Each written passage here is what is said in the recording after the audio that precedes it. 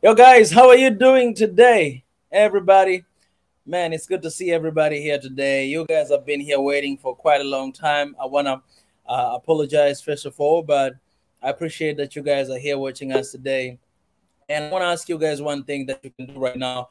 Please copy this link, share with somebody because the conversation you're going to have today is very important for our countries, for our nations, and for Africa as well. And I'm here today, but I'm not here alone. I have Pastor Ezra here. He'll be with us very soon, and he will be hosting us today. And I just had to jump in because I wanted to not to keep you guys waiting, but Pastor Ezra will be here hosting us. But this is what I'm gonna do, guys. I'm just gonna raise a word of prayer, and then my brother will be right here, and we'll have a conversation. We need to have this conversation, and it's been a while us having this kind of conversation, but this is just the beginning, man. We're gonna be having this kind of conversation today and forevermore. Somali Chinese relationship.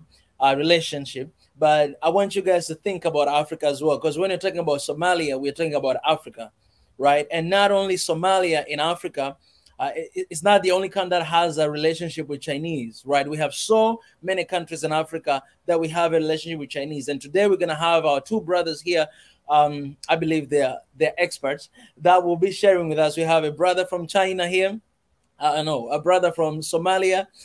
We have a brother from Taiwan, basically China, right? So it's gonna be it's gonna be an amazing conversation, man.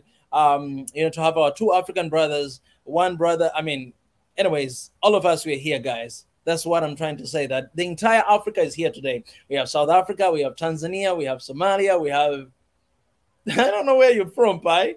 Pi, where are you from, man? Let me know in the private chat. I don't know where you're from. You are a true African because I have no idea where you're from, but I only know that you're African. You can let me know in the private chat. We have a private chat here. Yeah, so guys, wait, Pi, where is he from? Ah, okay. Vincent, descendant. Okay, Saint Vincent. Yeah, Vincent. So that's it's amazing. It's amazing. Okay, we have a brother from Caribbean right here. This is amazing, man. I always say that Africa is one big family with 55 different children. 54 the countries in Africa and one outside of Africa. So my brother here, Pi, he's from Caribbean, the Caribbean, African brother. He has been playing a big role in supporting, in building, and working together. He's the member as well of this family. So shout out to him. And we're gonna have our brother Walsame from Somalia, but I know currently he's in the UK and he has been doing an amazing work as well. We had him a couple times last time when we were talking about Somalia here. And we have a brother Ezra right here from South Africa, I say, and you have me. Yes, so let me know in the comment section where you guys are watching from. Please don't hesitate to subscribe, turn on notification button, copy this link, and share with somebody out there. That's very important. You cannot keep this to yourself. Africans, we are not selfish. I want to say that Africans, we are not selfish. That means we like sharing. Sharing is caring. That's what we do. We have 24 people watching right now. We can have double. We can have more than that, right? So what you can do is you can just copy this link and share with someone out there, and it's gonna be amazing. And let us know where you're watching from. It's amazing, man. We just taking over. Hey, Mariette, it's good to see you. It's good to see you. It's good to see you. Omar Muhammad leaving USA. Okay. I'm in Africa. Appreciate it. Somebody's just directly USA. Guys, we're talking about Somalia and Chinese relationship. What are you guys doing? Start. Oh, I will leave. Fantahum, you better be patient, my brother. All right. Things that just don't happen like that over the night. You better be patient. It's very important to be patient. You have no idea. Let me just say this, guys. I say that I'm sorry for being late. But one thing you have to understand, people that are joining us today, like we were supposed to start, but they were still on their way home. So right now, as I'm saying, they're home and they haven't done anything. Right away, we're going to have this conversation. So that's something to appreciate. And let's learn how to be patient as well. Tanzan, it's good to see you. Our member right there. Greeting, Brother Mika. Greeting to you, Tanzan. Let me share with you the link here, guys, in the comment section. For y'all who want to join, become a member of this family and support what we are doing, man. These are the links, and please go and support. It's very important. We want to have as many members as we can because, man, everything we're doing here, honestly, everything we're doing here is not for free. So please help us, support us, so that we may manage to pay the cost that is being used by these. But they're saying, anyway, I'm not gonna say other things. Gannett World, they're watching from South Africa. Someone from South Africa right there. Appreciate. All right, let me raise a word of prayer and then I'll invite my brother here. God, I thank you for today. Thank you that you've given us this chance, opportunity to talk about Africa. We love Africa with everything that we got. And the only thing that we wish is to see a fair relationship that we have with different places. So give us wisdom, give us energy, give us understanding that this conversation that we'll have today will raise the solutions to all the questions that we have. In Jesus' name I pray. Amen. Hey, Mariette, I appreciate for the donation. That means a lot. Thank you so much for supporting this family. By the way, Mariette, she's from Poland. She's in Poland right now. And this is amazing. She has been here for a long time. And I don't know if I can, okay, I'm not gonna, if you allow me, I will talk about, you know what I'm saying? I'll talk about that if you agree, but if not, then I'm not gonna talk about it. But shout out to Mariette. She has been supporting us here. It's amazing to see non-Africans supporting Africa.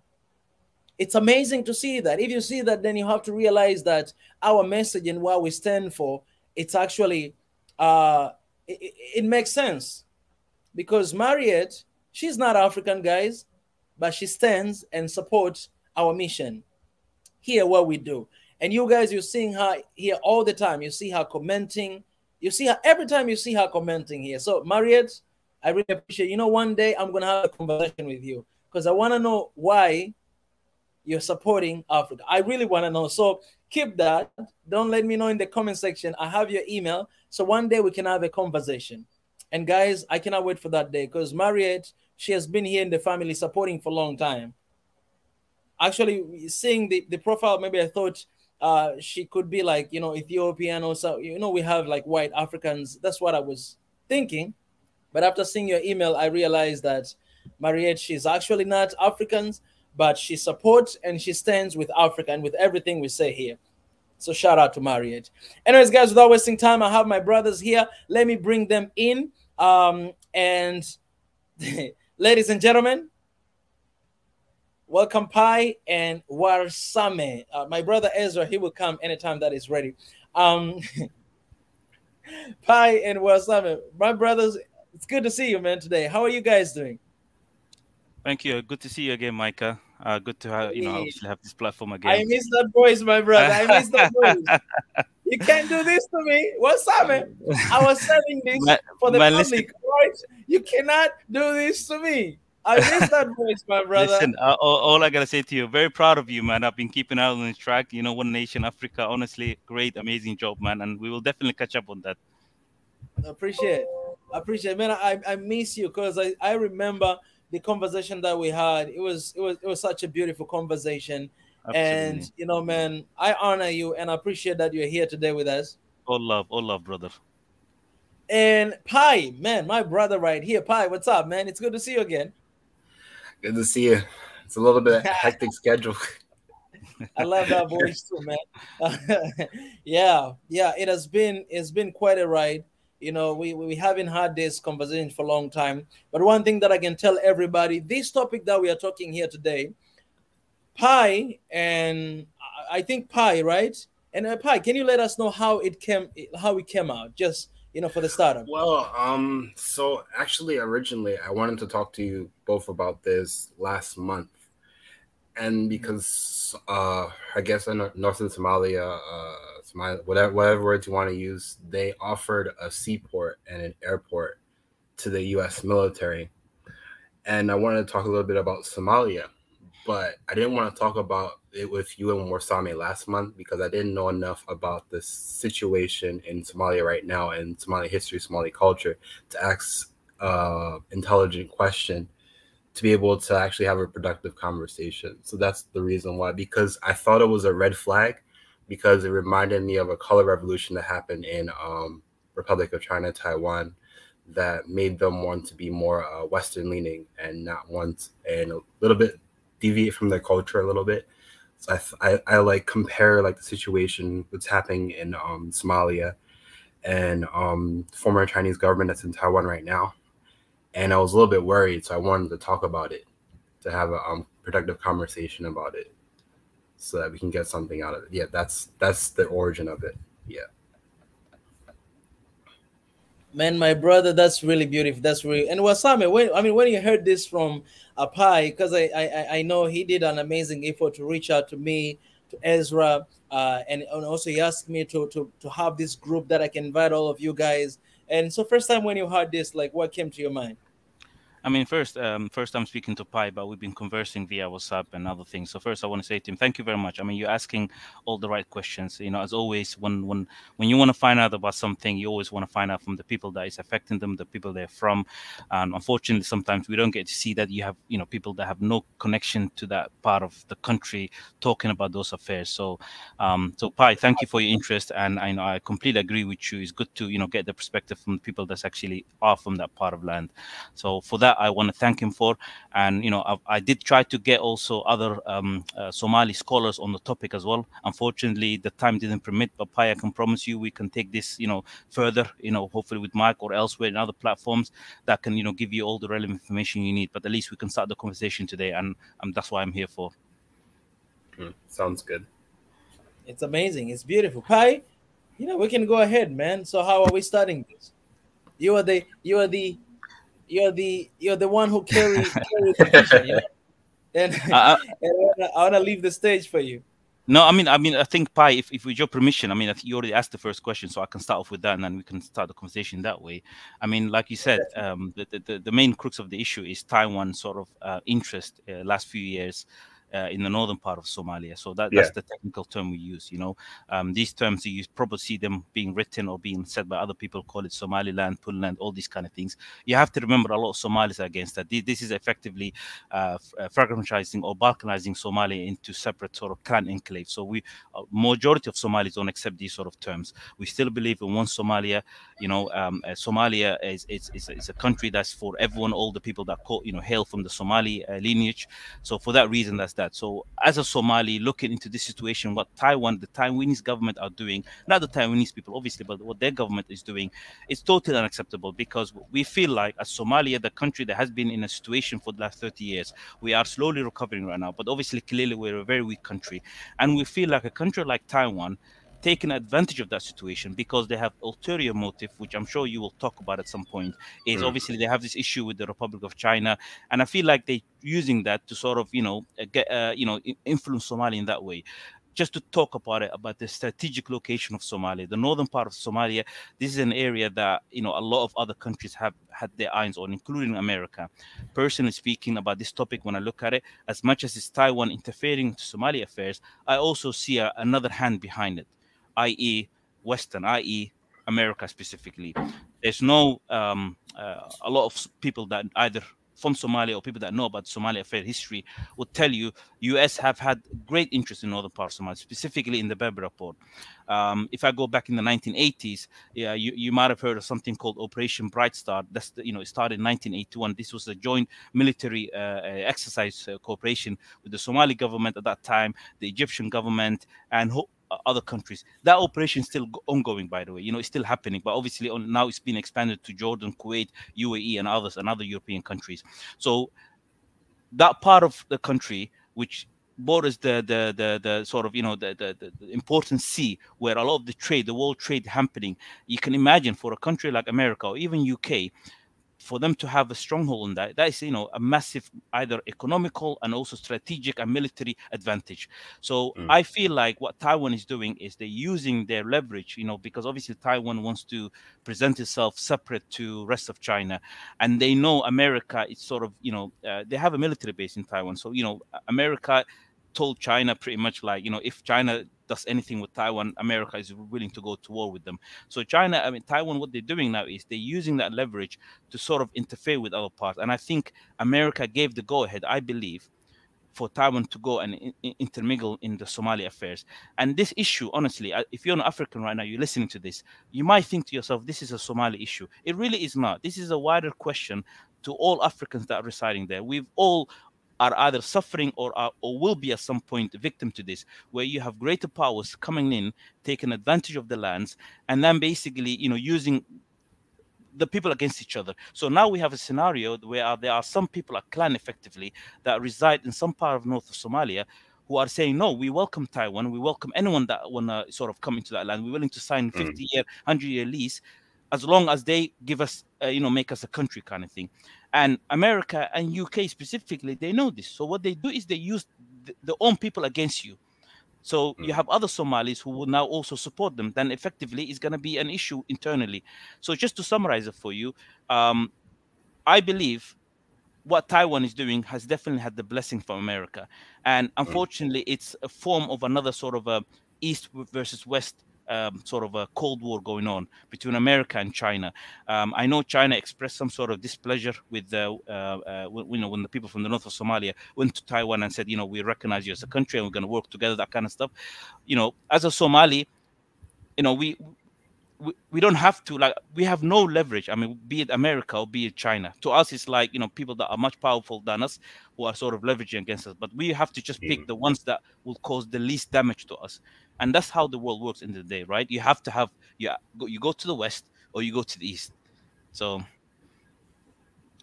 just want to conclude with that. So if you have any, I can build off what you're saying. Me personally, I just don't think at the moment, I'm not saying that with the Taiwanese government cannot work with the, I'm not mentioning clans here. It's about one Somali, the Somali government in northern Somalia. You can really use the technology, the semiconductors, the tech industry in Asia to help Somali people in general. But I believe that's a little bit of a distraction at the moment, because I believe that the Somali governments should use what they already have, the resources they already have, to be able to capitalize on what they already have to build the country. Yes. Like Taiwan at the moment, I can give you a little bit of history of Taiwan. They were originally the KMT party, the Kuomintang party. Yes. They used to rule over the whole of China, and it was called the Republic of China. But in, I believe it was 1971, the UN General Resolution, they recognized People's Republic of China as the only sole representation of China, and Taiwan is a part of China. So they were kicked out. They were no longer recognized as a state, because they lost even 30 years before that, they lost the war to the Communist Party. So in Taiwan, they have more of this traditional culture that they got rid of during the like in Taiwan, the KMT government, it still exists in Taiwan. But China, they have more of the of just like a blend of American culture, like capitalism, and hyper consumerism, and like a more of like a Soviet combination. Like during the revolution, they got rid of like old cultures, old beliefs, old ways of life, and old religion. Like today, there's a lot of atheists. They don't really like religion at all. If you're a Christian or a Muslim, forget going to China. If you go to a real Christian church in China, you will be persecuted. Like you can be killed for just having a Bible. Same thing as the Muslim. It's really sad. And they got rid of the old customs. But they did do a good job developing the country. But I think at the moment, I think it's a really big distraction, because for example, in Taiwan, the original inhabitants of the country were Austronesians, right? Yeah, they were not Chinese people. So even that at the in a sense is a kind of a colonialism. Like I haven't been there before, so I can't say 100%, but I heard allegedly the original Austronesian people that were genocided like in wars with the Japanese, that like the Taiwanese people, they couldn't protect them, or Chinese people that like the southern Chinese people that emigrated to Taiwan, they couldn't protect them. And for them to get rights from the state, they have to vote for the Chinese government. Could you believe that? Like in order to get benefits, even though they were originally the sole inhabitants. So with that being said, I don't believe that they're in a position to bring Somali people together in the first place, because even the Austronesians that come from, Austronesians is a ethnic group, really, really old Asian-like phenotype of ethnic group. And there are Austronesians from other countries that are discriminated against in Taiwan, even though they share they share like affiliation, like kind of like the same like family group of ethnicity with the original inhabitants, but they're discriminated against. So I don't believe Taiwan is in a position to bring together Somali people or be able to offer the technology industry to Somalis at the moment, because the GDP first has to be higher to be able to like afford these things. I feel like it's more like just like a colonialism. Like we're gonna come in, we're gonna bring our own oil team and gas team. We're gonna drill the oil, and we're gonna give you a percentage.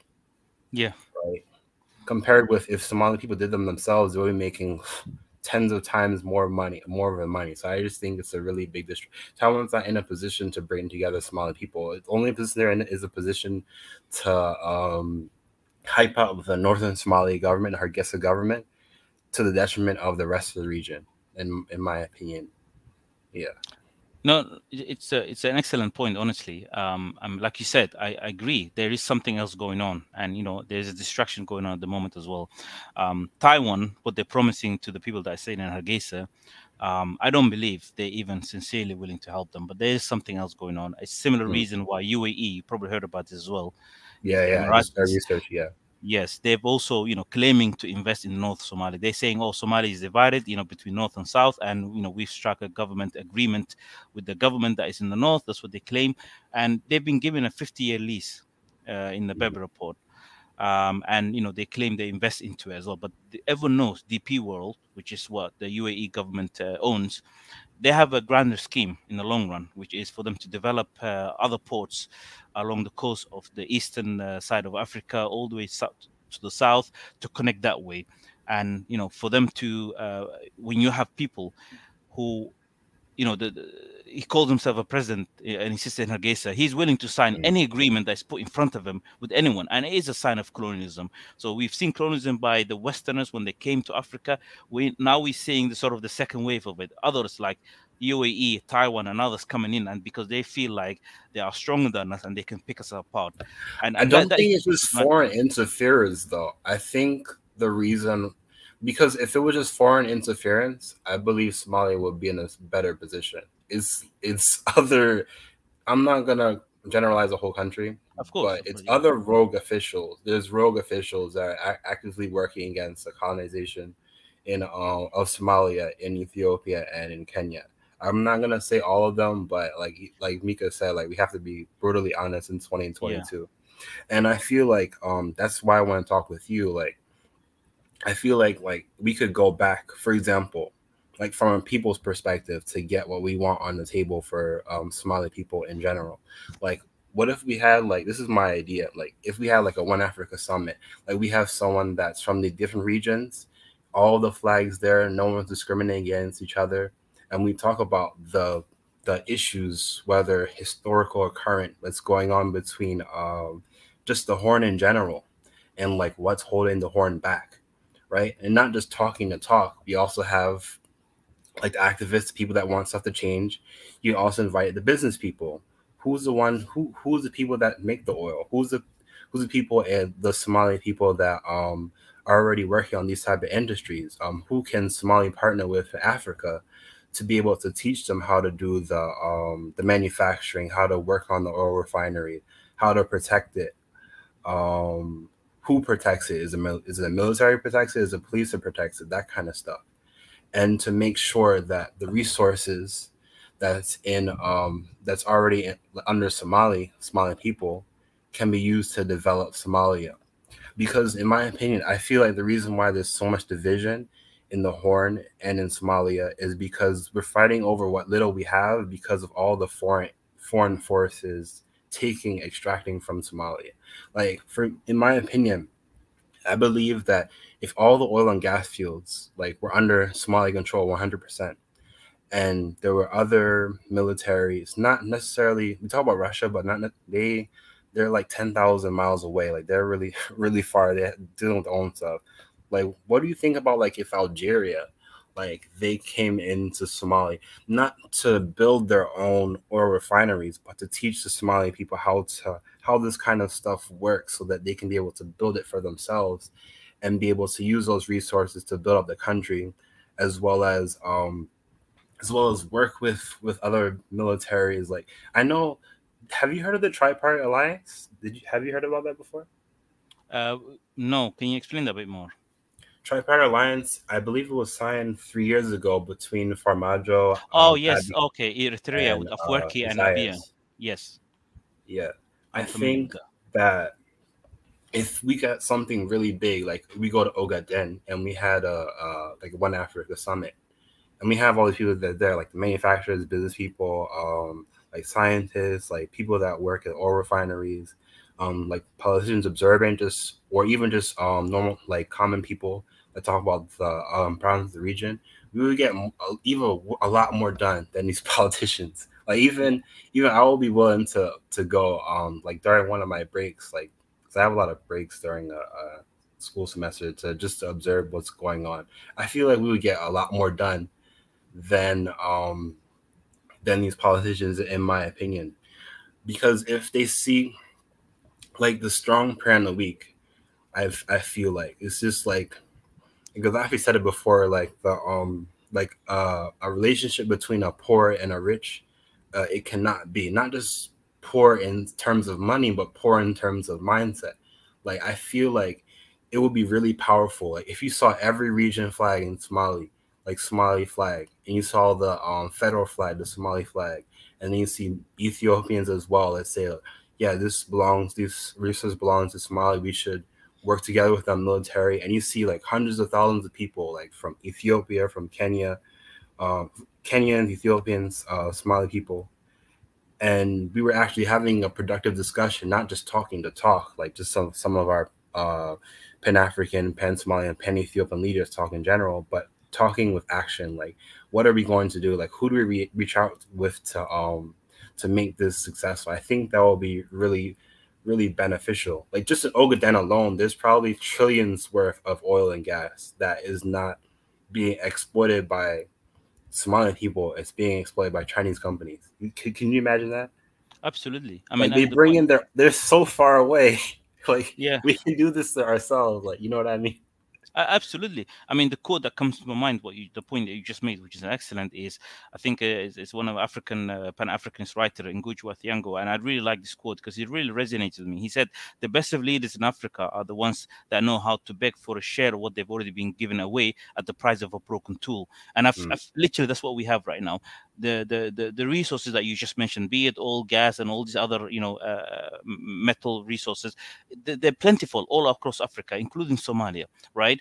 And when you have self-serving so-called politicians, are they really politicians, or are they people that really want to steal the country's resources? Most of them are old of age. They're only coming there to collect their pension, to steal what they can before, the mentality they have is, I'm gonna steal, everything before it sort of runs out, right? Because the next person is going to do the same thing, so I'm just going to do it too. That is the mentality they have. I personally don't get it though, because it's very short-sighted. Yeah. Oh, okay. If all the resources were under Somali control, it would just be too much. The population even of Somalia if you gave is small. those resources, like, I know Somali people, they do a really good job even giving remittances back home, making sure people that don't have back home, and vice versa. Like, business people and Somali people helping their people that are outside. Like, you guys have a really strong culture. Like, you know so much about Somalia, even no matter where you are, like even in a different region, everyone will know about it because of the strong, like, sultanate culture that was developed in the past. But yeah, like, if it was all under control, it would just be too much to even take care of the diasporans, people that are Somalis, and just Africans in general. Like, for example, I was a former English tutor, and he was one of my students. He was a Saudi. He come from Saudi Arabia, and they just have so much oil wealth. It's too much. Like, they go to school for free. Like, my student, he paid nothing for school, and he had money left over for him, not even to his parents give him, just in general, because he was a scholar, like a top student, to be able to go to school and have a lot of money, to be able to afford living in the expensive school that we're going to in the U.S. That same thing could happen for Somali people, in my opinion. And it's not even just the oil and gas either. Like, the coastline, like, there's so much tourism that we had in the past could come back if the resources were under your control. Like, it would it will be like, it would have, out of all of OPEC, it has the most potential, I think, in my opinion.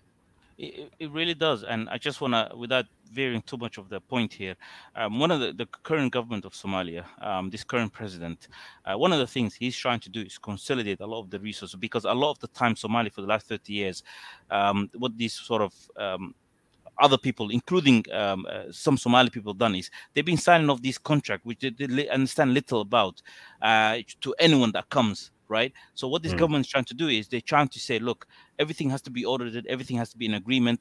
And I feel like a lot of these foreign governments that have given a lot of aid to Somalia, they don't want that. They want the status quo to continue. They want a chaotic Somalia where things are people, too many chefs in the table, where one governor can sign off a large part of resources to anyone.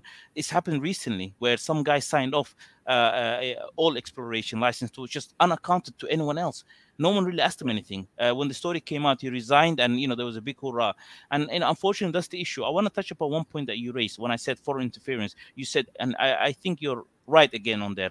Foreign interference is not the only problem that Somalia is facing. I'm guessing the same thing for all of African countries too. There are a lot of people that are native that are being used against the people in order to push. But we cannot ignore also the foreign influence. If we just go back in history, how Africa, when the colonizers came, they've, when they captured parts of Africa, what did they do? They didn't just capture purely by military use. Even the transatlantic slavery that happened, what they've done is they come and they've employed certain people, certain kingdoms, giving them weapons so they can go attack another people while they sort of steal the resources. So when you have willing Somalis or willing Africans who want to become the mouthpiece for these Africans so they can get a small share of it, and the rest goes to these sort of multi-corporation companies. That's what's happening in Somalia. And unfortunately, it's a chronicle issue. And you're right. How can we get rid of that, right? When you have these politicians, some of them, they have been in power in Somalia, in and out in some sort of positions for the last 15, 20 years, or even longer than that. We have politicians in Somalia running for president or whatnot, or even prime ministers who have been in the government, before it fell 1991. So what new ideas are they going to bring in? I agree with you. I would love to see a summit where ordinary Africans come together, discuss problems to say, what is the African issues? And let's provide African solution to it. We don't lack resources. We don't lack intelligence. We don't lack know-how. You have a lot of people in the diaspora, but you also have a lot of African people who are educated, be it doctors, engineers. But the problem is, I feel like, we're suffering from a chronicle issue, chronicle systems that have left there where people of quality, people of knowledge are not being promoted to certain positions. Nepotism and other things. That's what's going on in Somalia and Africa. Well, we have to promote them though, because I feel like it's just not enough attention. It's not even just like obviously we know about it, but even maybe you can correct me if I'm wrong. Aren't there Somalis in Ogaden that don't even know that they're like trillions of dollars worth of oil and gas in that region? This should be a really big thing. It's not a big thing, and I'll be completely honest with you. By the way, the term Ogaden, I just have to push back. I'm not. Okay, go ahead. I don't mind. I just want to. Yeah, I mean, we call it the West of Somali Galbeit, because Ogaden itself is a tribe in Somalia. So effectively, you're given a massive land to a name of a tribe, when literally in that region so many different tribes resided, including my own family. So it's not on you, but I just want to educate the users when this is a term that came from the colonizers and still being used to this day. You just naming an entire region where so many people live in from every part of Somalia to one tribe. So that's what I want to say. But can you write it in the chat so I can Yeah, no problem. Yeah. But your point though is, how can Somalis be aware of that when most of them are only worrying about day to day, when they, they live in poverty, right? And they've been sort of systematically kept at that position. And the leaders that are promoted, they just continue in the status quo. They're just gonna feed, and as long as they and their family and the close connection eat, they're okay with it. There's no discussion right now talking about the potential of oil exploration in that region. And that is the sad thing. And I have to be honest here.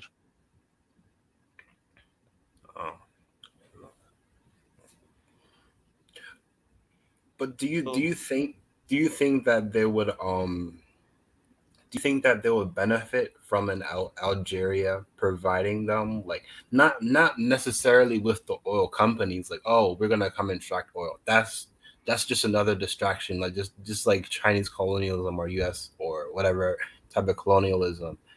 Do you think that they would benefit from an Algeria that has the economical power to be able to teach Somalia those things? If a country like one of the G4 or the G3 countries gave this military and economic aid to Somalia, do you think that will be beneficial?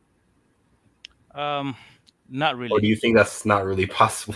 It's not really possible, and it could be a huge problematic issue as well. Look, there are, you know, like I listen to a lot of Somali intellectuals, and you know, a lot of them, what they talk about is the issues. I'm sure you probably heard about it as well. The chronicle issues that we're suffering from Somali people is tribal. I know Africa is tribal. I know other parts of the world are tribal, but our issue is actually quite sad if you look at it in grand scheme of things. We are people that speak the same language. We have the same religion. We look the same. We eat the same. We have the same culture. Everything the same. The only difference that people use against each other is the tribal thing, literally just. And you have to understand, all Somalis believe, you know, I don't know whether it's been scientifically proven or not, but they all believe they've all coming from one common ancestor. Most Somalis. Like Somali, am I right? Am I right? Somali. Isn't that Somali? Yes, you're right. Yeah. Absolutely. So what they do is the lineage. They will, you know, there's someone that, you know, most Somalis, what they will do is if you ask them, they will name them all the way back, right? So at some point we all sort of common because we feel like somehow we're family, but yet at the same time we're also using these divisions. So I remember I was listening to an intellectual, a sheikh, and one of the things he said is, look, the problem that Somalis face is the most simplest solution, but yet we are lacking human capacity, people that should understand the problem. So your question is, in theory, it should work. But how can it be when there's chronicle issues, when people are still, you know, very primitive, are still sort of, you know, having issues against another clan on other parts? So until that is either resolved, fully put to bed, situations like that cannot resolve. But I do want to say one thing as well, though. I mean, Somalis are also very entrepreneurial. They are very hands-on. I believe generally, if the security is improved in Somalia, I'm talking about this terrorist group that called Al-Shabaab and others are removed from it, a lot of Somalis would come back and invest. We might not even need a lot of investment from outside, because there are already so many projects right now that I'm aware of that are happening all over Somalia, be it in the north, be it in the south, where you had people that not only collected money, but they've actually sent engineers, Somali engineers, some of them, that went and built either a solar panel system in some city, or a means to collect rainwater, because that part of the region were, you know, being affected by drought. So, you know, we can do it, but unfortunately, bureaucracy and, you know, instability and, you know, other issues, chronicle issues are stopping it. So your question, I think, in theory, it would not be feasible in Somalia, not now at least. There's other things that need to happen. The reason why I asked you is these two alliances are very recent, because I was reading some article about G4, like it was an alliance. It's some kind of like military thing, like common occurrence problems thing that's happening. So South Africa, Ethiopia, Nigeria, Algeria, like north, west, south, and east. Yeah. They made a pact to be able to discuss these kind of issues, because the reason why I believe they made the pact based on the information that I was reading is they're having the same kind of issues. Like even in Nigeria, look how big their economy is. They have the same type of oil issues of foreign forces stealing their oil. They can't defend the oil. The military is stretched too thin. Like they're having the same issues. So they're not, like kind of like teaming up together to solve this issue. So my in theory, that's why I wanted, that's part of the reason why I thought, like in theory, if they had the economical or political will to be able to give to Somalia that kind of aid, I think that will be beneficial.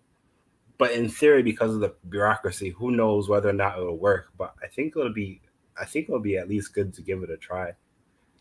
I mean, yeah, I agree with you. Because China, they give aid all the time. South Africa, Russia too, on these type of issues with South Africa. If China and Russia are in the position to give aid to South Africa, and other African countries should be able to be in position to help Somalia, because it's Somalia and Ethiopia and Eritrea. They have like this military thing, like and there was no division. Like you would see a lot of like problems. Just it wouldn't even be a thing. Like East African community would be developing faster. They'll be able to push like Djibouti, like the countries, foreign country out of Djibouti. They'd be able to nationalize resources, like in Somali, like the people that are stealing, like the terrorists and the traders and the foreign forces, local corrupt officials. They're able to take it back for themselves. So I believe that maybe we could write a letter or something, or do like a summit. I believe that we should at least try, since it's something, it's really new. They came up with this alliance, I believe, not even 3 weeks ago, I believe. Okay. Yeah. I believe it will be good to at least try, like, have a summit and talk about it, because a lot of the issues that we even talked about on here, like some people, they might see that, oh, we only have thousands of views or whatever, but I'm pretty sure these kind of people that are in office watch these type of videos. We've heard them even say the kind of same words that we use on here, even in political speeches in the AU before. Like, we always complain, like, why is South Africa, Nigeria, Ethiopia, and a Northern African country, why are they not doing anything about the security issue? We talked about that hundreds of times.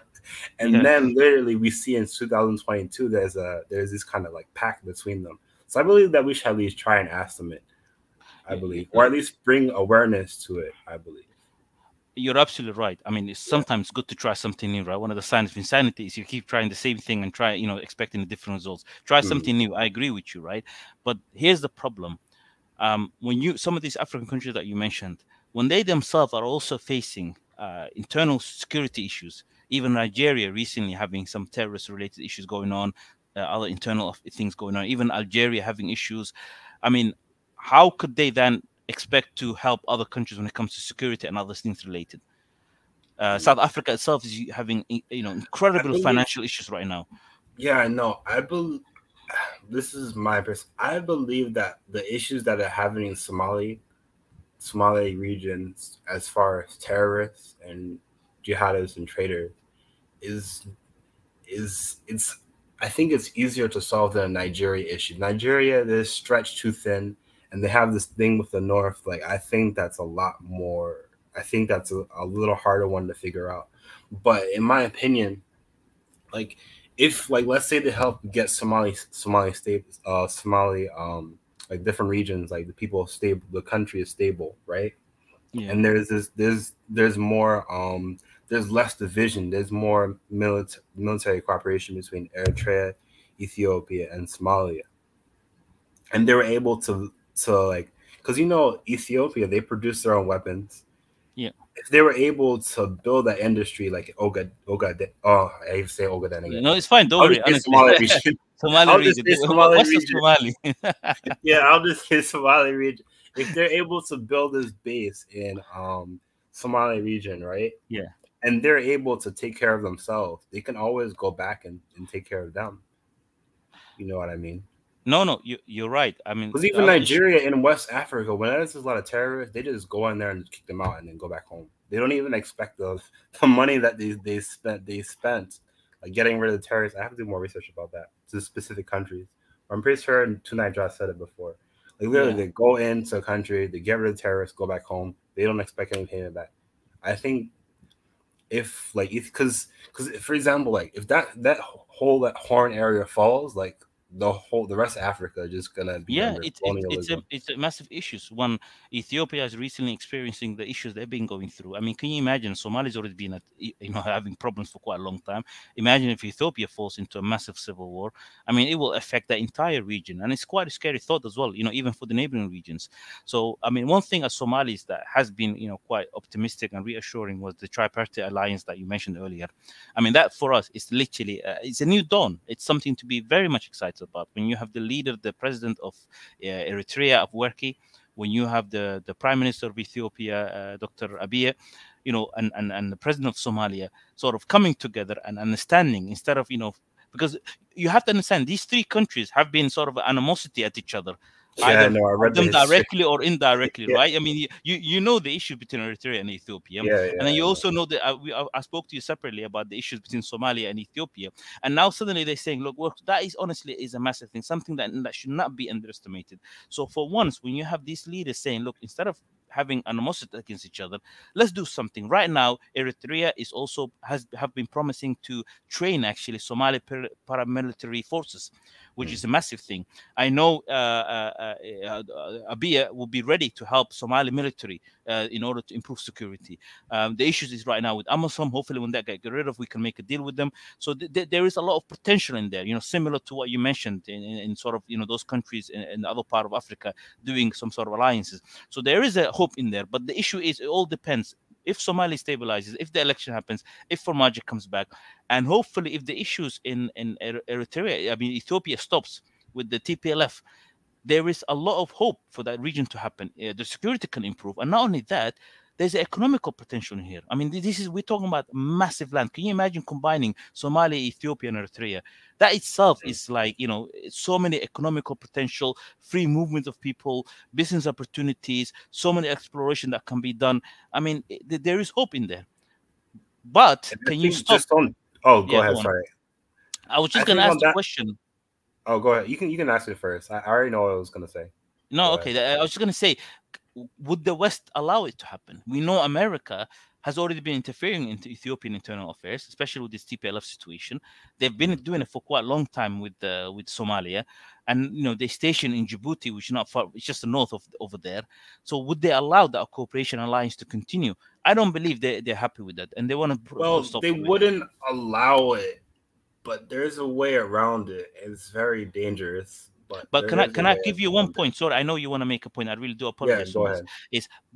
Let's be mindful and let's be brutally honest here as well. Before Abiy came in, who was in power in Ethiopia? It was the TPLF, and the TPLF was quite hostile towards Somalia, and America was very supportive of them.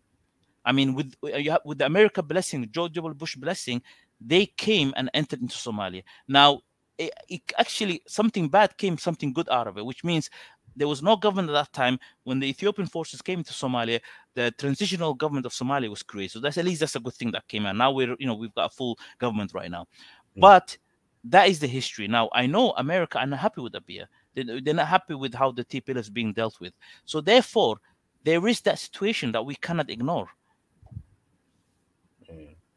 Sorry, go on with your point. I don't believe they'll allow it. They're not allowing development in general. Like, look at any African country. Where is the industry?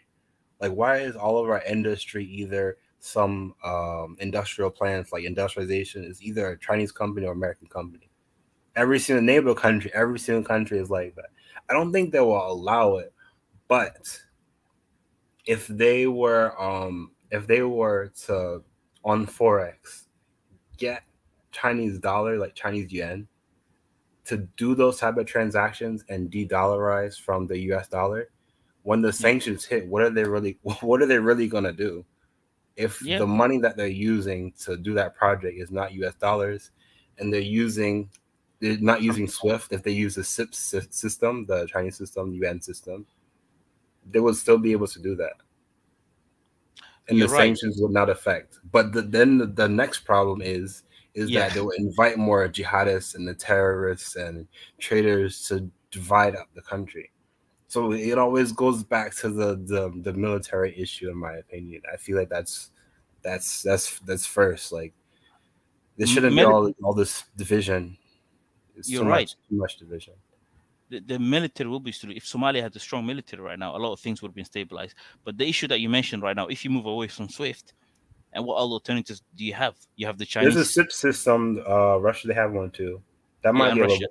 That's a little bit. That's dangerous right now.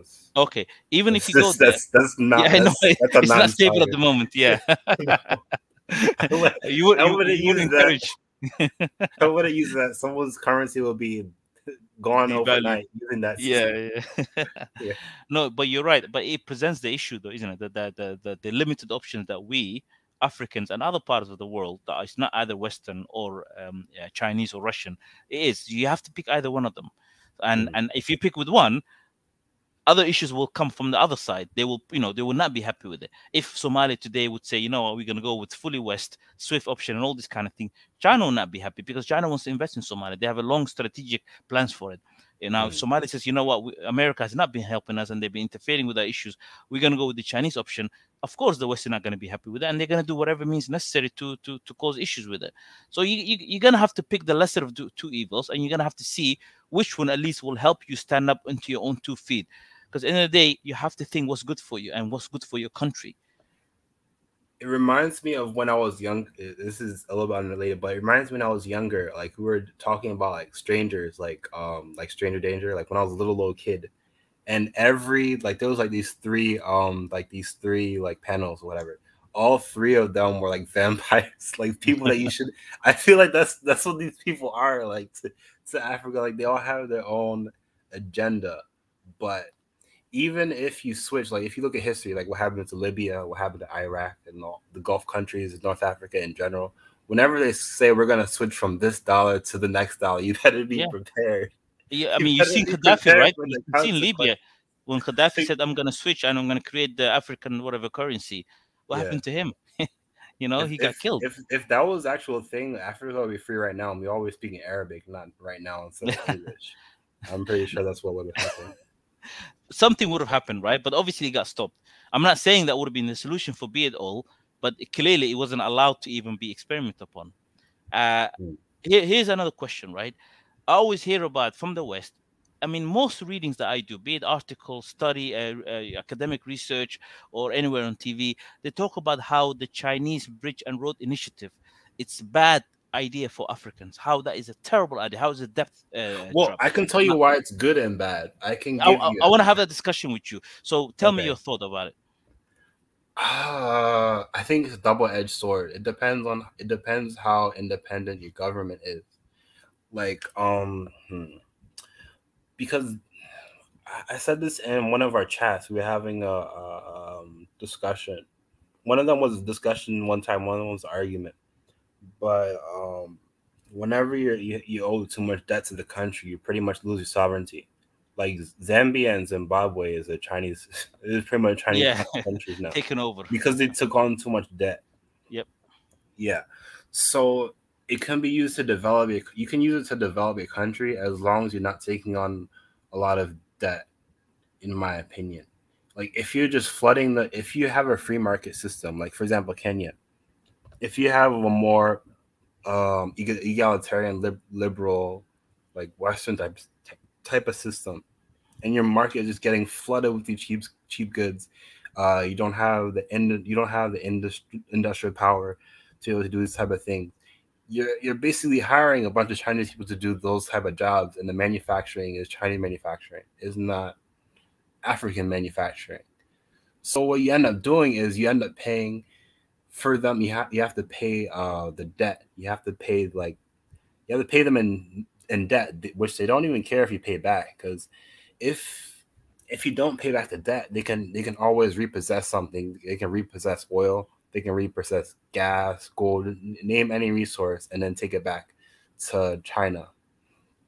But as far as it being good, it's good if you use it to develop your country and you're not overly reliant on it and giving up sovereignty.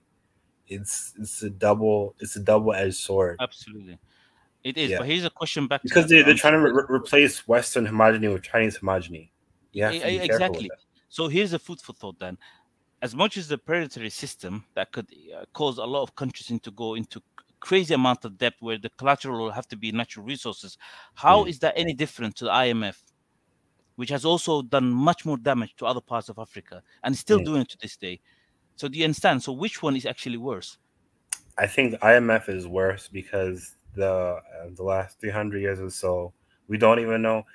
I don't even know the history before colonialism. It's really the last 300 years. I don't know anything about that beforehand. It's really, really sad. But I believe that Chinese is not as predatory, but it is still predatory. The type of loans. It is absolutely. It is predatory, but to what extent? IMF is a lot worse though, because they're actively working with other think tanks, other governments, type of agencies to be able to keep the sanctions on different countries whenever they're trying to get anything done. So IMF is a lot more predatory than the Chinese loans. I agree with you. The IMF, what they will do is they will literally interfere with your political affairs. They would pretty much, become a stakeholder in your government's internal affair, right? With a Chinese BRI, they would literally entice you, knowing as well how poor those countries are or how much they're in need of infrastructure, with initially some sort of a interest-free loans or investments as they call it, and then once you sort of get a taste of that, then they're going to start adding what you call a high interest, high collateral type of loans. I mean, if you look at some of the African countries that have done that recently, I mean, it's crazy. Even some of the East Asian countries that have done that. But I want to touch upon something that you said earlier, and you kept repeating it several times, about obviously Africans coming together. And I wish Micah was here as well, because I wanted to ask him, because I asked him about this last time. Is the East African Federation? So these are sort of the Swahili nations coming, 6 of them, I think, coming together. I read something about this a while. I'm really interested in something like that, right? To see, like these countries coming together. And I think something, if my memory is right, the GSB was meant to have been something like 600 billion. And that's quite actually amazing. I would have challenged a lot of European and Western countries kind of thing. So situation, I mean, can you imagine 6 African countries coming together, creating that federation, one currency, free trade, freedom of movement? That is something that could propel that region and even the wider region in Africa. Have you heard about the East African Federation? Yeah, right. We've talked about it a couple of times recently. The last 2 months, we got on that, and it's my belief that it's possible in the next 15 years. You see East Africa as one like block, like one country. I think it's possible, but there's a lot of work that needs to be done before that. Because even in 2024, like I heard that they missed the deadline for one currency, so I think they're pushing it back another year or so. Like they have to stay on timeline of stuff what they have to do. But again, no one's talking about it. No one's getting on their case on the government. Like, why is this being delayed? Like, I don't see any protests or any complaints to the government, East African community government about that at all. I haven't heard anything about that. There's people that don't know about it. It's not that common. It's not that known, I guess. Yeah. I mean, I would love to know more about it. Hopefully, if the brother that just joined us now, or even Micah, can talk about it a bit more. I wish I did some more reading about it first so I can mention it. But it has potential. But like you said, there's a lot of work that needs to be done, because it's something as much as a lot of promising as well, but it also has the potential to cause issues as well, if things are not ironed out and talked about it. But I really hope it kind of goes through with it in a very positive way. And I hope we also see something similar with Eritrea, Ethiopia, Somalia, potentially Djibouti coming in as well. That would be something amazing, truly. Gentlemen, you want to jump in? We were talking a long time. Yeah. No, it's just I was on the road. I've been connecting, but in the background, I wasn't really on the mainstream like here. So I had to set up and then join you guys.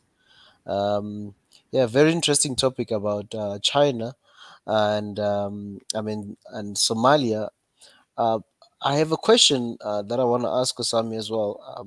Looking at the Chinese influence, what are I'm not sure if you know much about the investments that Chinese have been making in Somalia, to be specific. I mean, China has promised or have been promising a lot more recently as well. They have, militarily as well, they promised things. They've been also trying to provide some aid in relation to COVID-19 and other things.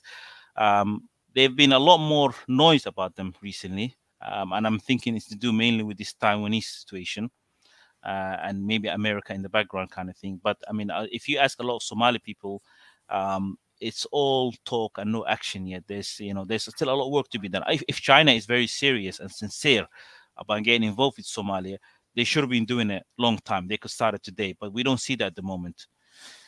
So that is my point of view of China so far.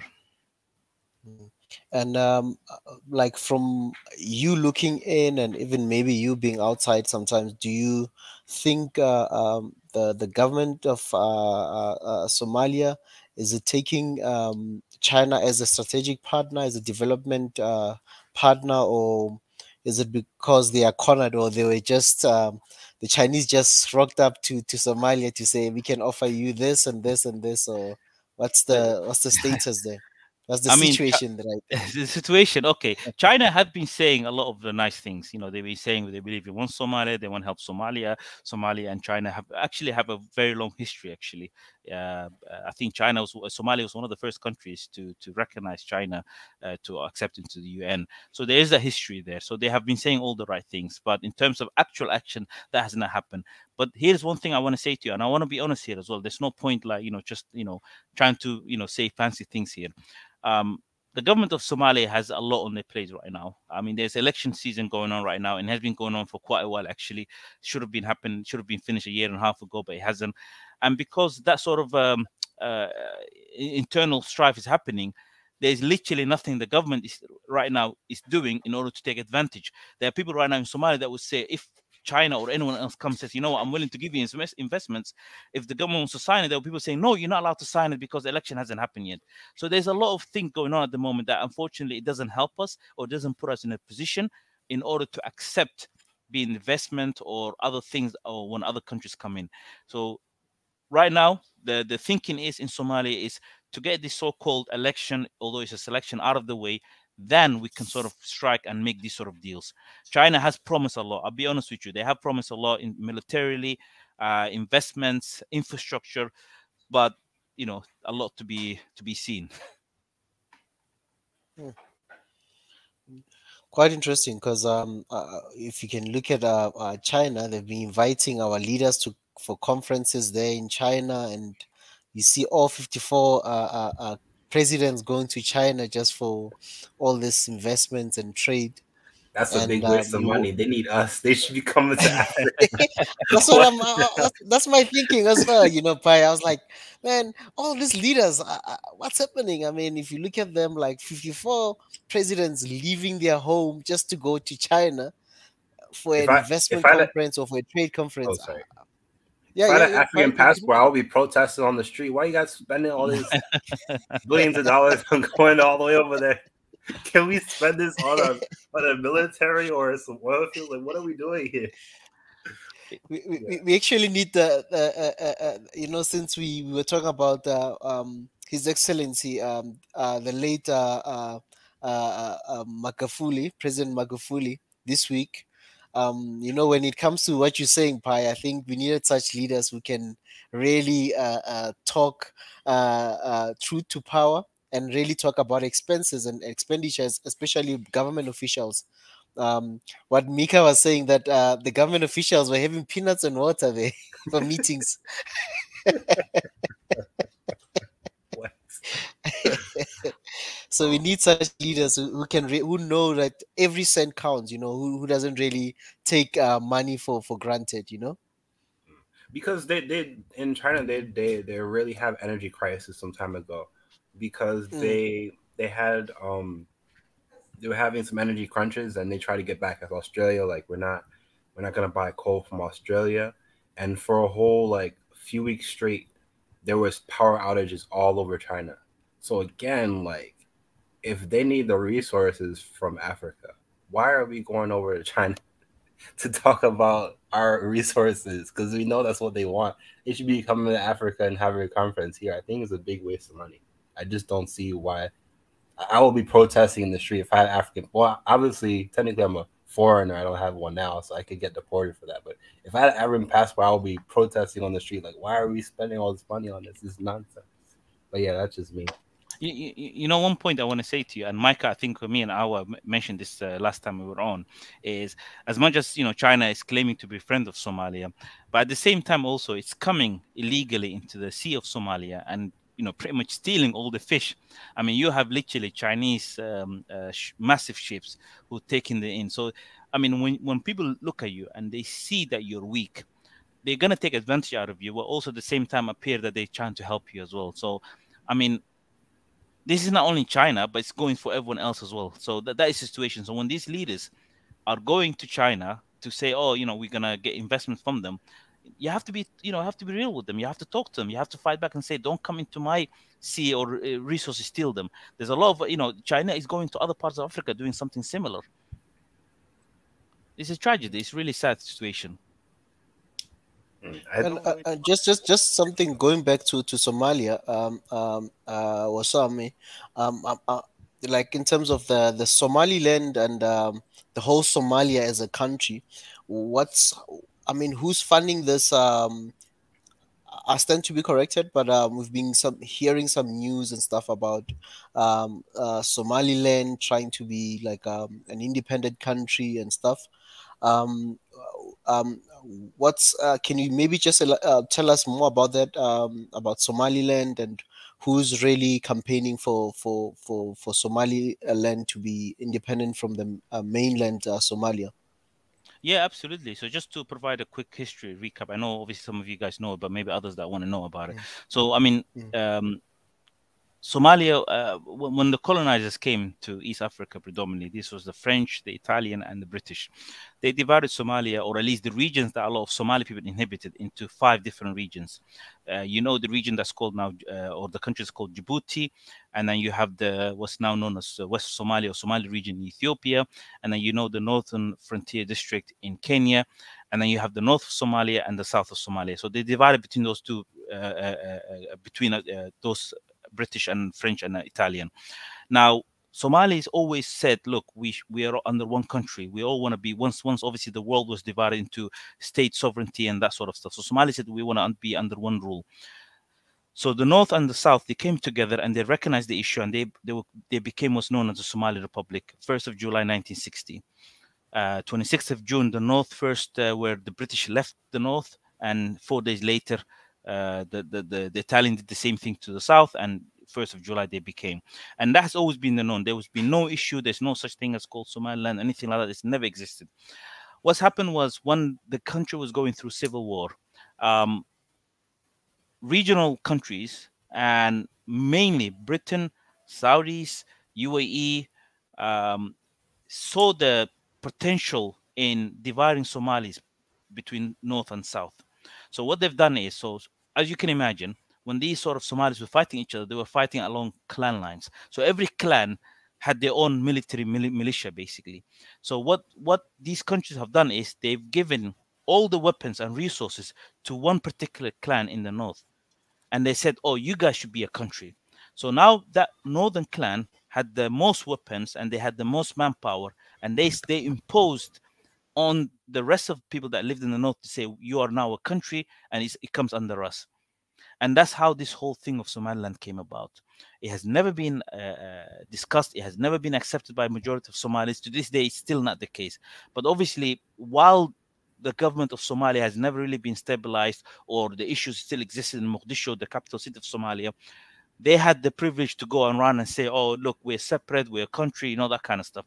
So now a government came into power, a Somali government that actually now has some sort of a peace, or at least a hope, and gives a lot of Somalis optimistic to say, okay, this actually can be solved.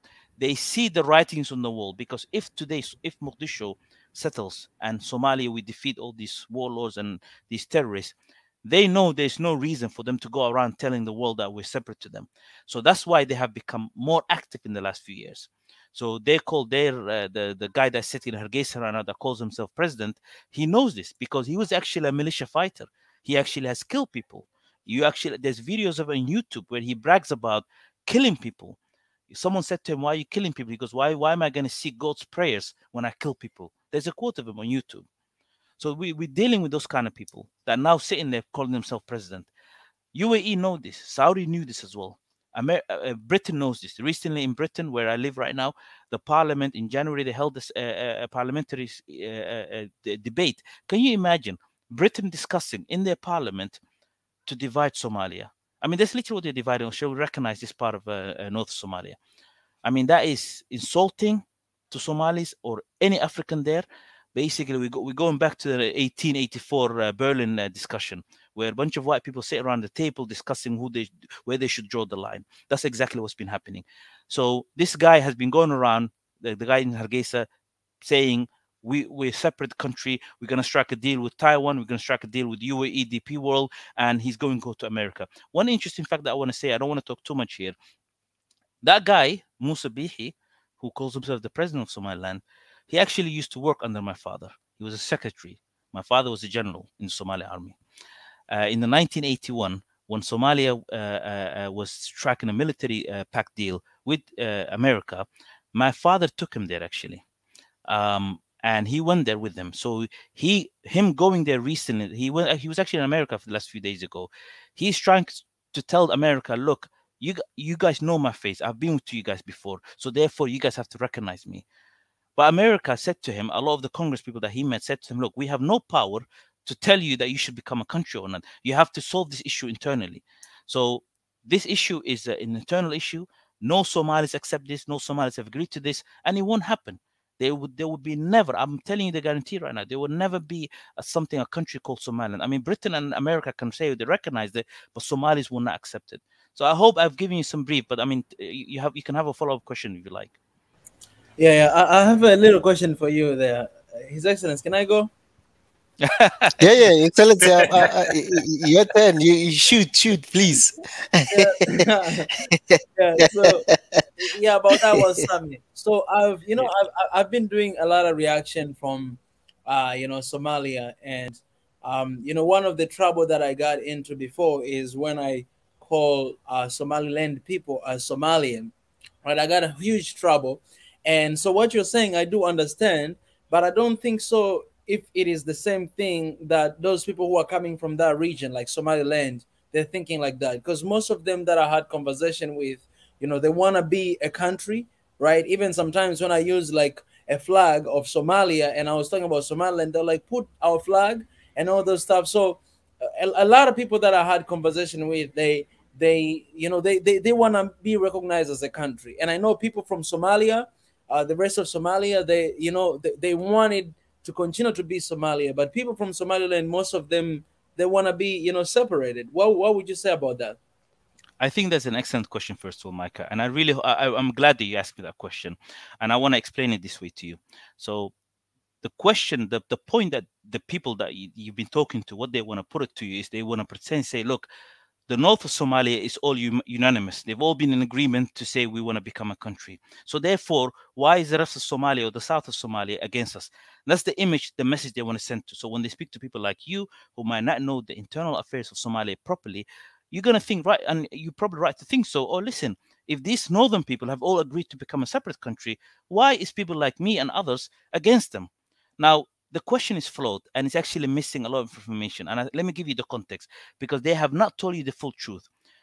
The northern part of Somalia that we're talking about, which they call Somaliland, let me explain something to you. Somalia overall is made out of 18 provinces. The North Somalia, what they call Somaliland, is made out of 5. Those 5 provinces, so many different tribes live in. There's one clan called the Isaac who have majority in there. In terms of population-wise. But there are other tribes who do not agree at all with this Somaliland project. But unfortunately, they have been subject to and forced to accept it because they didn't have the weapons, they didn't have the manpower. So this guy that is now so-called the president of Somalia, there's a history of him, that he went to other parts of North Somalia, and when people said to him, listen, we don't agree with your secessionist ideology, he actually killed them, he's massacred them. There's so many different monuments all across North Somalia that says, remember what these people have did. And I'm talking about the people that now claim to be the president of Hargeisa. So you have to ask them who they are. If only one family is coming forward to say that we are a country, should the rest of Somali people that live in the north also be subjected to that? I think that's the question we really have to ask ourselves. So I would like to ask you, when you come across these people in the future, or anyone else that's listening to us right now, ask them, have you actually done a proper consultation referendum to ask every single clan or their representation whether they agree to it? You know what the answer they will say? I speak to these people. I have family over there too. You know what they will say? They say, no, we don't need to. It's the majority rules. So effectively, it's by force, right? Whoever has the most weapon. Is that what we sort of giving benefit to? Is that what we're rewarding? No, it's not. We shouldn't do that. Somalia existed as a country, and we should not allow one part of the country to be given totally away to an armed militia who had the superiority when it comes to weapon, and to call them a country. That flag is literally made out of one family. I urge you, Micah, you had our own last time when we discussed. She's a northerner. She comes from the North Somalia. And you have seen the passion she speaks about, how much she recognizes Somalia. So the people that you've spoken to, of course, they're speaking from their perspective. They're speaking from their family perspective. Because let me tell you one thing. The president right now, there are three parties right now in Somalia, or what they call Somaliland. It's literally made of only that clan, that one family. It's a dictatorship. What they want is to control one part of the country, be controlled by one family. And I find it very unfair. I mean, what do you think is fair? Where I say to you, I want one Somalia, where anyone, I can go, I can visit any city and it belongs to me and it's me without my clan, anything else. While they will say, no, the North Somalia is called Somaliland. Okay, so does that mean I cannot go there? How can I not go there? Because I'm not from that tribe? Or is that what we're really doing? We're creating a country based on tribe. Because we have to ask ourselves, I was born in the capital, but what does that mean? If I go to what they call Somaliland, they're going to see me as a foreigner, but I have family there. You know, my mom was there. So are they going to kick me out? And that is really the thing that I want the non-Somalis to understand if they ever come across someone that's kind of belligerent and claiming that this is my flag. So I hope I answered your question, Michael, but honestly, feel free to ask me any more if you like. You can't even well, Somalia flag in Hargeisa. The police will arrest. The police will arrest you. Is that serious? No, look, Pai, I want to say something to you. Honestly, that's very serious. If I go to Hargeisa right now and I have the color blue and the white star in them, I guarantee you I'll be arrested. There are so many stories of people walking around expressing their view, saying, listen, I'm from Somalia. I don't recognize this stuff. They put them in prison. No question asked. It's North Korea. It's dictatorship. See, non-Somalis don't know this. Go on, sorry. No. Well, Sami, I'm really glad that we have you in the family, because what you're saying, exactly, I agree with it, because we are talking about one Africa, we're talking about one country, is like one Somalia, right? So anything that is actually leading to jeopardize the unity that we have within our countries, then we have to stand against that. For instance, if I'll be honest with you, because I didn't know what you're saying right now, honestly, I had no idea, because all the conversation I had a conversation with, I've seen the comments from people from the northern side and other people from the Somali side, even the reactions, did reaction from, this both part. But all people that I talk to, they don't really talk like the way you're saying. They just, for example, Somaliland, this is what you will see everywhere. That is one of the peaceful place you will ever seen, right? You see people exchanging, money outside and nobody's taking it away, right? It's safe. It's more safer at night. Those are kind of things that we heard a lot and we saw, which I believe is true.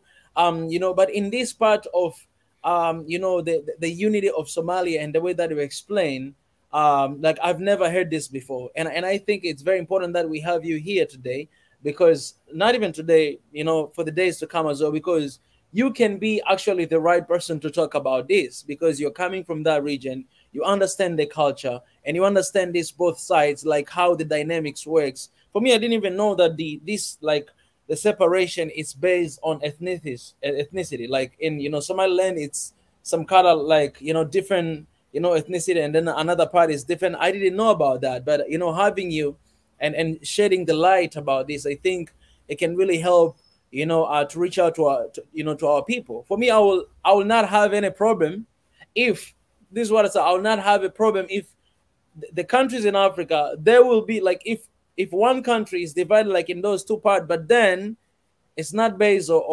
based on ethnicity, or it's not based on like safety, like people they just love one another, right? They don't like push one another. Oh, you are from this area, I'm coming from this area. If that will lead us to, if separation will lead us to become more united, which it doesn't make sense, for me, I'll always support that. But if whatever separation that happened in the country, like it's leading us to be dividing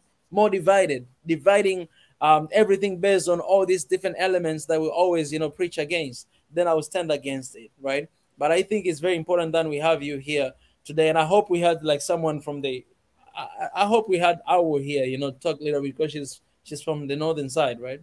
No, absolutely. I mean, honestly, Micah, thank you very much. And you hit the nail on the head. And I'm more than happy to honestly facilitate or talk to you and anyone else that wants to join. And, you know, the people we have on the panel as well, they feel free to interject and ask me questions. I'm more than happy to answer. I want to add one more point that I forgot as well. I mean, once they've created this so-called Somaliland, the other tribes, when they realized, look, we don't agree with from you seceding from the rest of Somalia, and they saw how they're being sort of forced to that sort of, you know, project, they started creating their own states in the early 2000s. You know what the people of Hargeisa did? They attacked them. A lot of people got killed in 2007 and 2009. So it shows you what they want. Their whole project is a quagmire. We have to really say what it is. What they want is dominance. They want a fiefdom, where a single clan family dominates a lot of other people.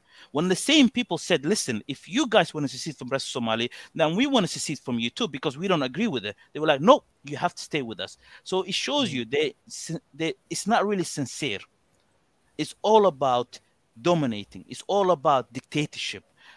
One point I want to add to, the president of Somalia that fell in 1991, Mohammed Siad Barre, when his government fell, some of these people, this clan from the north, one of the reasons they said they want to secede from the rest of Somalia, they said, is a dictatorship.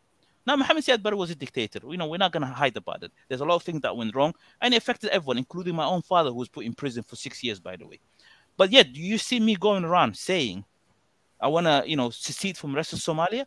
No, but what they want to say is, we're going to use the same tactic of basically removing people's freedom and liberty, and we want to impose our will on them. And that what I find is very unfair. And anyone that is not Somali, I want them to understand this. When they come across someone that is very, and you know, some of these people can get very emotional to say, oh, I'm from Somaliland, why is the rest of the world not accepting me? Ask them that question. Do you have the same thought of other tribes that live in the north? If they also want to become a country, are you okay with it? If today they come about and said, I'm going to become a country, but only in my provinces where my tribes live in, at least I would understand that, right? They are a majority in 2.5 provinces. If they say today we're going to make a country out of that, at least that would have been logical. Because what they're saying is we're going to become a country, only self-determination for our tribe. But what they're doing is they're saying, no, we want to become, basically be ruled by the British lines that they drew, the borders. We want to use the same borders that the British drew. How is that fair? You know you're going to gain more. You know you're going to have the advantage. And that's why I find it very insincere. And I always push back to. And I'm always want to talk to people. Anyone from the north that believes in this Somaliland project, I always talk to them. Please use your reason. You know this is unfair. You know you're only supporting this project because it puts your family at first. You have the current president there right now. You have the 3 parties of your parliament who are literally run by the same family. No one else, no other tribes can speak out. What makes it even worse is there are people in prison right now that we know for the simple crime of speaking out to say, we don't accept this. We support Somalia. Even there was a kid, he was sitting on the bus. He was wearing a blue tracksuit with the Somali flag. He got literally pulled out of the bus. There's pictures of him all over the internet. Micah, I will share this information with you. You can post it everywhere you like. He was put in prison, not even for speaking, but wearing the wrong color. There's one of the leaders of the parliament right now. His name is Faisal Ali Warabi. I mean, that guy, I mean, he will put Donald Trump to shame. He said, I hate the color blue so much that if it was up to me, I would change the color of the sky. I mean, we are talking about people that are, you know, crazy, if I can be more respectful here. So I want to put that out there to you, seriously. I mean, this is not something that a lot of Somalis would entertain. They will never accept it. And this flag is, if they've come and said, we're going to create our own tribe, our own land, at least that would make sense. But we will not accept them forcing others and then claim it to be a country. No, this is very... Go ahead, guys. His Excellency. His Excellency, I think just do your. I think you had a follow-up question there, His Excellency. Oh yeah. I think this conversation we really need to extend it. By having people from the both sides as well to to hear all different sides. Let us know. I mean, I see Ajuran here. Ajuran, let us know in the private chat there. are you from this region as well? Let us know in the private chat. And yeah, no worries. This is very important. And the day we are going to Somalia, His Excellency, we're gonna go with Walsame. Walsame, I know we're having this chat in the private. If when we are going there, we're going there with you. We're gonna go everywhere with you. I'm more than happy, my friend. You're welcome. Yes, that might happen very soon. It might happen this year. You know what I'm saying? Like, we are going with him. I'm going with you. I'm not bringing any money with me because you're gonna take care of me. Listen, your invitation is extended. I told you, man. I will pick you up personally myself from the airport. Yeah. How about that? I'm ready. And that's a promise. That's a promise. Absolutely. Guys, we're going to Somalia one day, and we're gonna go all the way to Somaliland as well. We're gonna have Swahili Nation react on Somalia. Oh yeah, man. We're gonna because man, I gotta say this. People of Somalia, they've been asking for a long time. And back in the days before I started to do all this thing, they were supporting a lot, right? We have a lot of people. Oh, yes, we have a Durani here. We had a lot of people from there and a lot of family. But when I started this, I think a lot of people, they kind of like, ran away. They're like, why you're not doing reaction anymore? But once in a while, there are still people there, like Somali people. And all the time when you talk about something like this, they're always very excited. So you guys, we didn't forget you, and we're gonna come to Somalia. That would be really great one day. Absolutely, that would be amazing. And you will get to meet some Somali singers too. That you reacted their music to in the past. Of course, man. Of course, I'd like to meet Shama Boy. Why didn't you ask for the You should have asked for the licenses. That's what I would have done. All those singers you should have asked for a license. Give them a license.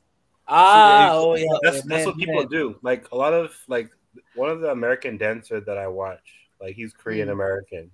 Like he'll get a license from someone he's reacting to or the music he's using to dance to, and he'll cut a percentage with them so that he can be able to still react to them. Greetings, everyone. Just want to say, what's the topic today? Somaliland? I just came in. I just had a little bit. I thought the topic. I've got a lot of views, but I know. I'm just working in it. I just come outside, so I just want to say something about Somaliland. So they tried to go to America. What's the Somaliland president, right? He came to America to ask for this recognition, right? And the funny thing is, Ilhan Omar, right? She's the congresswoman, right? She's Somali. Yeah. They were asking the American government, but Somali national was in that delegation with the Americans, and it was it's very, very sad, that they had to take all this money to go to America to ask, and then they see that one of their people is there and they're asking. It's very interesting, But yeah, I just want to say, Bihe is a warlord. Everyone knows that. And I think Somaliland has a lot of, good things going for them. They're a good region. I don't want to bash all the people together, but, I don't think the majority of people want in that region. I don't know everyone, but I don't think everyone wants, to become one country by themselves, So that's what I'm going to say, But what is your thoughts? Go on. I want to ask Ajuran. I'm sorry, His Excellence. I'm intruding. What are your thoughts on that thing? I mean, about Somaliland and Somalia, that they want to be separated. What is your thoughts? I think it's wrong. I don't think it's gonna be good for anyone. If we let's say we do part ways, what's gonna happen is one part of the country is gonna be more people that are gonna want to leave as well. The Puntland region also maybe want to leave as well, and it's gonna cause a lot of issues because of how we have the sea on that side, and this is very strategic to Somalia, and I don't think we can, you know, it's gonna be, we're already in, you know, turmoil. We don't need this right now, you know. So it's gonna cause a lot of problems. So I understand why they want to leave, and I understand, you know, what Siad Barre, what he did, you know. But that was one person, you know. You can't blame everyone, for everyone, you know. You can't blame one bad seed for the whole country, you know. So it's yeah, it's gonna be bad for the whole country. That's what I think. Yeah, and one small question. No. Give you an example. Look at South Sudan. And okay, South Sudan is doing all right. That's not a good example. But okay, keep going. But it's different case. Yeah, definitely what you're saying. A little question that I had: who do you think is behind this? Do you think it's just the people of Somaliland that are trying to be separate, or there's someone behind it? Yeah. For sure, there's foreign interest. Of course, there is. The UAE was, you know, eyeing up the Bosaso port, and you know, there's always the Arab countries. They're always looking, you know, for that strategic, because you know that side of the you know, side is all the, you know, oil, everything goes through that side of the world, you know. So if they have that control of the Bosaso ports, which is literally, you know, you can see Bosaso. If you go to Bosaso, you can see Yemen from Bosaso, something like that, you know. So it's very strategic. Of course, everybody wants to have, you know, bases there. You look at Djibouti; everyone has bases in Djibouti. So, of course, they want to be involved. That's why, you know. But also, I think it's not just America, China. You know, it's the whole world. You know, so yeah, it's not. Sorry, there's a ambulance. But yeah, it's not just you know, there's of course there's foreign intervention. Yeah.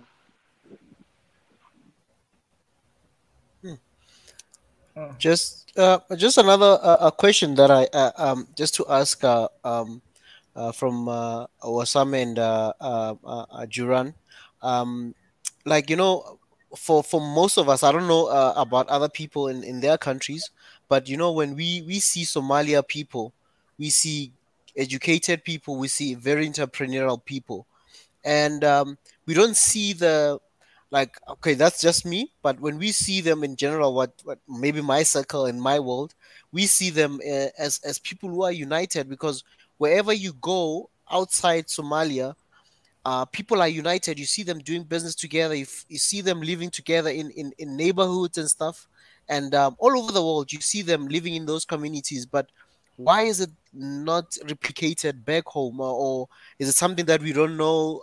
But that's just my observation, and I would love to find out why the unity is not instilled back home, where they can build this great nation. I mean, you guys have the longest coast in Africa. I mean, you're losing so much fisheries. I mean, some of the things that we also need to discuss is the matter of what they were calling piracy, of which I don't think it was piracy. People who are exploiting the seas of Somalia, taking fish in Somalia without even fishing rights, and big nations that we know of. But can you just elaborate there? Maybe Ajuran, can you start as an elder? Well, I'm not that old, man. What? I'm not old guy. Hey, come on, man. I'm kidding, man. In that case, You're the old guy. Wait. That's a very old guy. Yeah. Calm down, And bro. another lucky, we have got a Duran as well. So, you know, His Excellency, you're going to Somalia, and we don't need to bring anything. We have Ajuran here and Walsame. You guys will take care of us. We are coming. Yeah. Definitely. You're welcome. You're welcome. We're not But if getting I out could of just, this. Ajuran, if you don't mind me just going first, if you Go on. Israel. Brother, you know the issue, like Somalis, like even the northern people, even the clan that I mentioned, honestly, a lot of them, I have family there. You understand? I know, I talk and, visit and talk to them. Even some of them don't even believe in this. It's sometimes it's just used as a political toy. It's just a legacy of what, is still lingering after the 1991 when the country fell. But a lot of Somalis, as I said, they consider and they know they are all related. I mean, I mentioned to you earlier about the lineage. Somalis actually use that sometimes when they meet a complete stranger, Somali stranger, and they want to find out always like, at what point are we family? You know, they kind of, you know, use the we call it aptiris in Somali, the lineage, and then they will figure out, oh, you're like so and so, you're like from my father's side or from my mom's side. So Somalis are very people like when they live outside Somalia, unfortunately, they all see each other as family. If you look at in the West, the UK, where I've lived, other part of Europe where I've also been. I've been to America, for example, California, and I've seen the Somali community over there. And I was really impressed, honestly, how well it was run. How, whenever one person was going through something, a calamity or whatever that might be, the entire community was coming, fundraising, supporting the entire family, sometimes even telling them when there's like a bereavement, you don't have to cook for X amount a month. The entire community will keep bringing food every day to you. So, those things happen. When Somalis meet each other outside Somalia, they look for each other. They always like, if you see a Somali person lost in the middle of Ethiopia or Nigeria or China, and they see a fellow Somali person, they will run to them. Like, as a fellow brother, fellow sister, help me. I want this to help me. Unfortunately, the issue comes back, once it comes back to Somalia, it's that legacy, unfortunately, still exists, especially for the older generation, and not much so for younger generation, who unfortunately have also been poisoned by the older generation today. I've seen people that have no connection or memory to the civil war in 1991. They have born after, but yet if you speak to them, they still harbor some really toxic ideology or viewpoints that are very far away from reality, because unfortunately the older generation has told them those lies in order to perpetuate and keep going in that sort of narrative. But there's still hope. I mean, I think genuinely Somalis, all of these issues is all about resources and security. Once that security has been restored, and there is some resources, these differences can be squashed, because at one point we were one country, we were one people that were united. So my question is, if that has been at some point, why can it not be in the future? So the current situation is not necessarily an indicator or a prerequisite to how the future of Somalia will be. My history is, we have seen it happen to older generation where Somalia was one and it has existed and people loved each other. My father, he grew up in all parts of Somalia. He lived other cities. There was no such thing of like this city or this region belongs to that clan. And I want that to be back. And I'm still hopeful for that to be back. So to your question, brother, I don't know why that's the case. Maybe the air is funny in Somalia. When people leave the air of Somalia, they sort of see unity. And then when they enter Somalia, the air kind of messes up with their head and suddenly they see red and division and all that kind of thing. I don't know your answer is, but I do think deep down Somalis do consider themselves one family and they do support each other. So sorry if I'm being too long. Go ahead, brother Juran. Yeah, I just want to say one thing as well, because, the civil war happened, and to survive, Somalis were, in their clans, and they were, defending their clans, and they had to, join in clanism, to defend themselves. So what happened was, because everyone was, it was lawlessness. So to survive, you needed to, you needed to help your clan, or, be part of your clan, because you cannot fight everyone, everyone else. So that continued a little bit, but now it's changing. I think the younger generation, they don't know, 80% of Somalis use, internet, and the young people, a lot of them, they're on the internet, so they know these what's going on. And I hope most of them are, they know that, we need to be together, and they don't have that mentality. I hope, it's changing. Somaliland was coming back. So this is because of war. That's why the clan, this thing happened. Before the war, you look at Somalia, we're all together. There's no problem. Everybody can go. You know how many people from Hargeisa or Somaliland was in Mogadishu, or it was basically everyone was there. It was like everyone was there together. So I think it's gonna take time. We're gonna have to sort it out between ourselves. It's gonna be like a internal dispute. So we're gonna have to sort it out. Everybody gonna have to speak and talk this through. So I think it's just like a little. Sometimes we overstate something. So I think sometimes reality is it was civil war and everybody was, sticking to their family to survive. And warlords were coming up from, different clans. So now the situation is much better. the central government is trying to unite the country. So hopefully they can sort that out, the issues Somaliland afterwards, because we have other things as well to sort out. But again, another thing I want to say about Somaliland region is not all the Somaliland region is not like Somaliland. There's disputes in some areas as well. So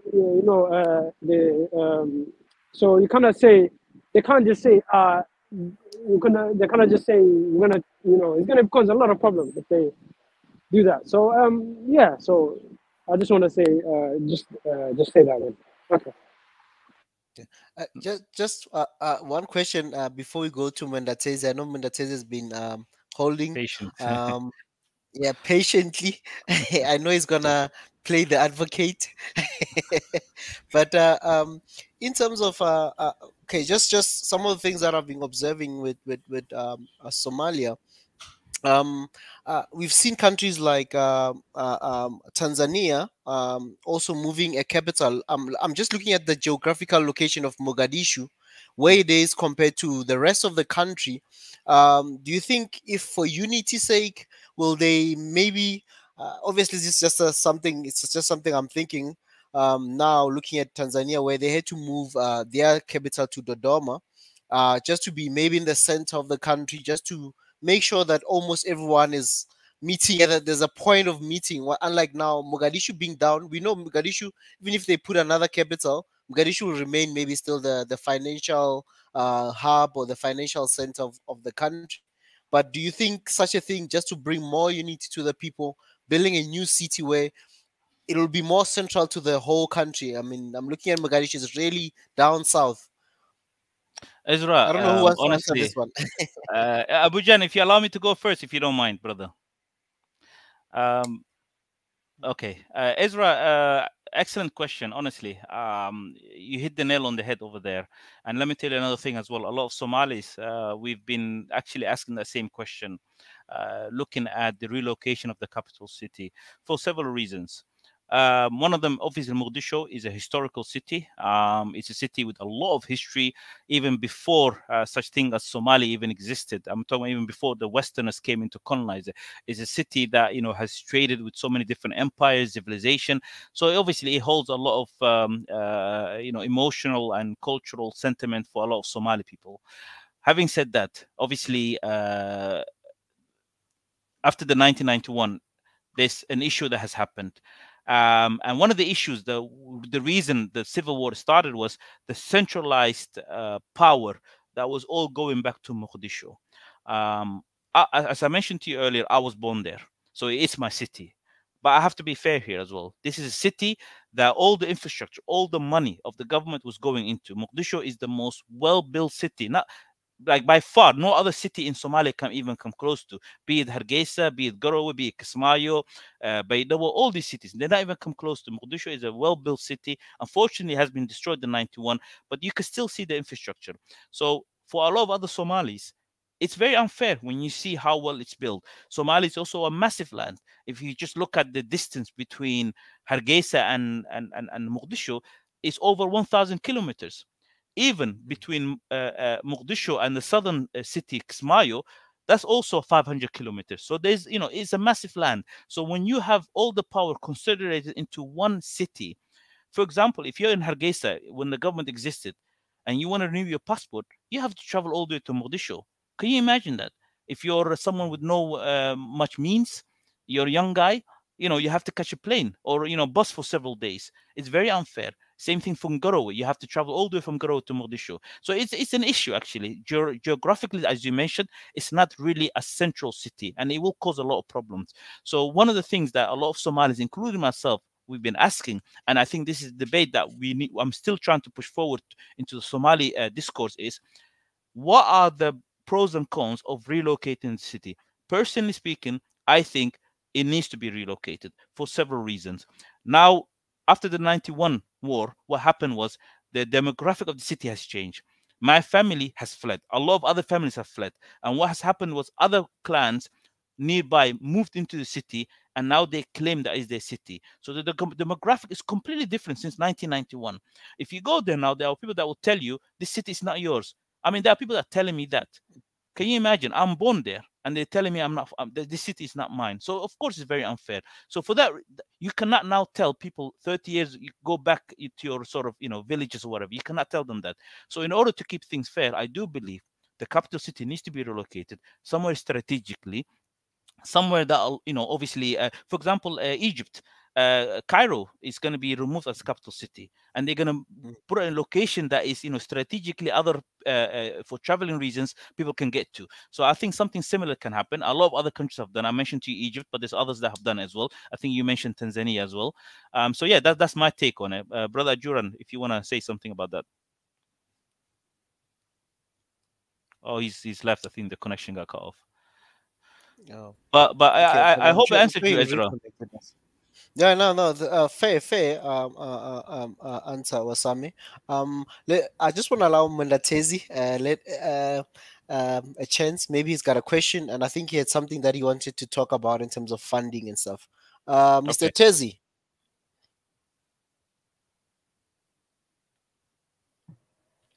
Hello. Welcome, Mandatezi. Yeah, man. Yeah, we can hear you, brother. Today has been a very interesting show. Yeah, Mika, I've seen it. I've replied. I don't know if you've seen the reply. Okay. So yeah, today has been a very interesting show. I've seen even His Excellencies. You have very lots of questions that yeah, that breed other new questions. So it was people were very curious. So I'm also another curious person. So so I might even come with my own questions. And first of all, I'd like to say that if we're going to be brutally honest, the only people who will build and stabilize Somalia are the Somali people. I don't think if you're going to wait maybe for China or Turkey or any other that you're going to wait a long time, because these people, they don't have any incentive to build somebody else's country. They are still building their countries. They are still trying to benefit their own countries. They don't have that incentive. So if it is the people if there is going to be a stable Somalia, it will be built by Somalis. So yeah. when I hear like don't be waiting for maybe China or even Africans. I don't believe. I know we like talking about oneness, but you spoke about Ethiopia having its own issues. Other African countries, they they have their own issues. So I don't. If we're going to be very realistic here, and speak truth, that there is no savior, there is nobody coming to build Somalia. It is only Somali people who will build it. If there is nobody coming to bring security to Somalia, it is only the Somali people who will have to really just step up and bring security in the country. That's really my take when it comes to security and stability of Somalia. Now I have a question that is about history, and when before 1991 or before the civil war, I've seen pictures of Somali people, especially Somali women, that they walking around without the hijab, or without a lot of, even men without a lot of religious garbs on or religious garments. Yeah. So I was curious if you can tell me about what the situation during that time. What was the situation where people were not that if I could even dare say secular, Yeah. People were looking a bit secular that then. So if you know about that time, maybe you can explain to us how were things during that time. Can I answer it, Ezra? Can I go ahead? Yeah, you're more than welcome, bro. Yeah. That's an astute observation. You're right. If you see a lot of images online right now that portray Somalia before the civil war, you will see a lot of Somali women dressed in Western attire or mimicking Western culture, mainly not wearing hijab and other things. Yes, that is a thing. Is an issue, and I will give you an example. Somalia, after the independence, initially the Western wanted to sort of attract Somalia, because at that time in the 1960s, as you can imagine, the Cold War was going on. There was West versus East, right? So what Russia and America, the West, what they were doing is they were inciting countries to sort of reject the others. For example, the West wanted Somalia to reject communism. So they tried to attract Somalia more by basically saying to them, look, if you want to modernize, if you want to become civilized, you know, it's kind of obviously a bit of a racist term as well, but if you want to become civilized, you're going to have to, you know, come to our culture, accept our culture, you know, drinking Coca-Cola, listening to Michael Jackson music, you know, all these kind of things. And then obviously what happened was 1969, the president of Somalia was assassinated, and there was a bloodless coup that happened in Somalia. We call it a Ka'an. When that happened, the government at that time, they decided to align themselves more with Russia, more sort of communism, socialist ideology. Even with that came sort of a less religious affiliation. The government actually enacted rules and policies such as not allowing girls to wear hijab in schools and university. That was actually a thing. Can you imagine a Muslim country where the government is saying the women are not allowed to wear it? So yeah, this is history that existed. I've been doing extensive research about this. I've spoken to a lot of people that he's affected personally, and a lot of Somalis are aware of it. So that existed. Also, unfortunately, there was also a sense where if someone were seen to be more religiously, I'm talking about a young man in his 20s, if he was seen to be more religious, the government was also a bit skeptical about it. And, you know, there was always this fear of, you know, he's going to do some terrorist related activities. And a lot of people have actually been put in prison for the mere allegation of that. So those things exist. These are the dark reality we cannot ignore. We have to be in reality about it. But however, one thing I do want to stress, and I want to answer to you directly and all our listeners, is let's not draw a conclusion from it. This is in no way an indication to insinuate that because the country was less religious or women were not wearing hijab, and right now, if you actually look at a lot of Somali people, they are actually returning back to religion in halves where they're wearing the hijab and jilbab and all these things. That is not a way an indication of the progress or the lack of progress of the country is going through. The government that fell, the Mohammed Siad Barre government, I would divide it into two chunks. The first part, which was 1969 up to 1977 or just before it, the country was going through a lot of progress. I mean, the literacy rate was literally changed from 30% that were able to read and write, and in a matter of years, it got improved to over 70%. There was a lot of manufacturing happening within Somalis themselves. I'm talking about the sugar factory, the pasta factory, the Coca-Cola factory. There's a lot of things being done inside. So the government was trying to actually encourage initiative to promote a lot of internal manufacturing and less reliance on importing. We were actually exporting things, livestock, camels, all these things. We were actually exporting to not only regional countries, but also externally. We're talking about Saudi Arabia and others, who even to this day are still relying on that, by the way.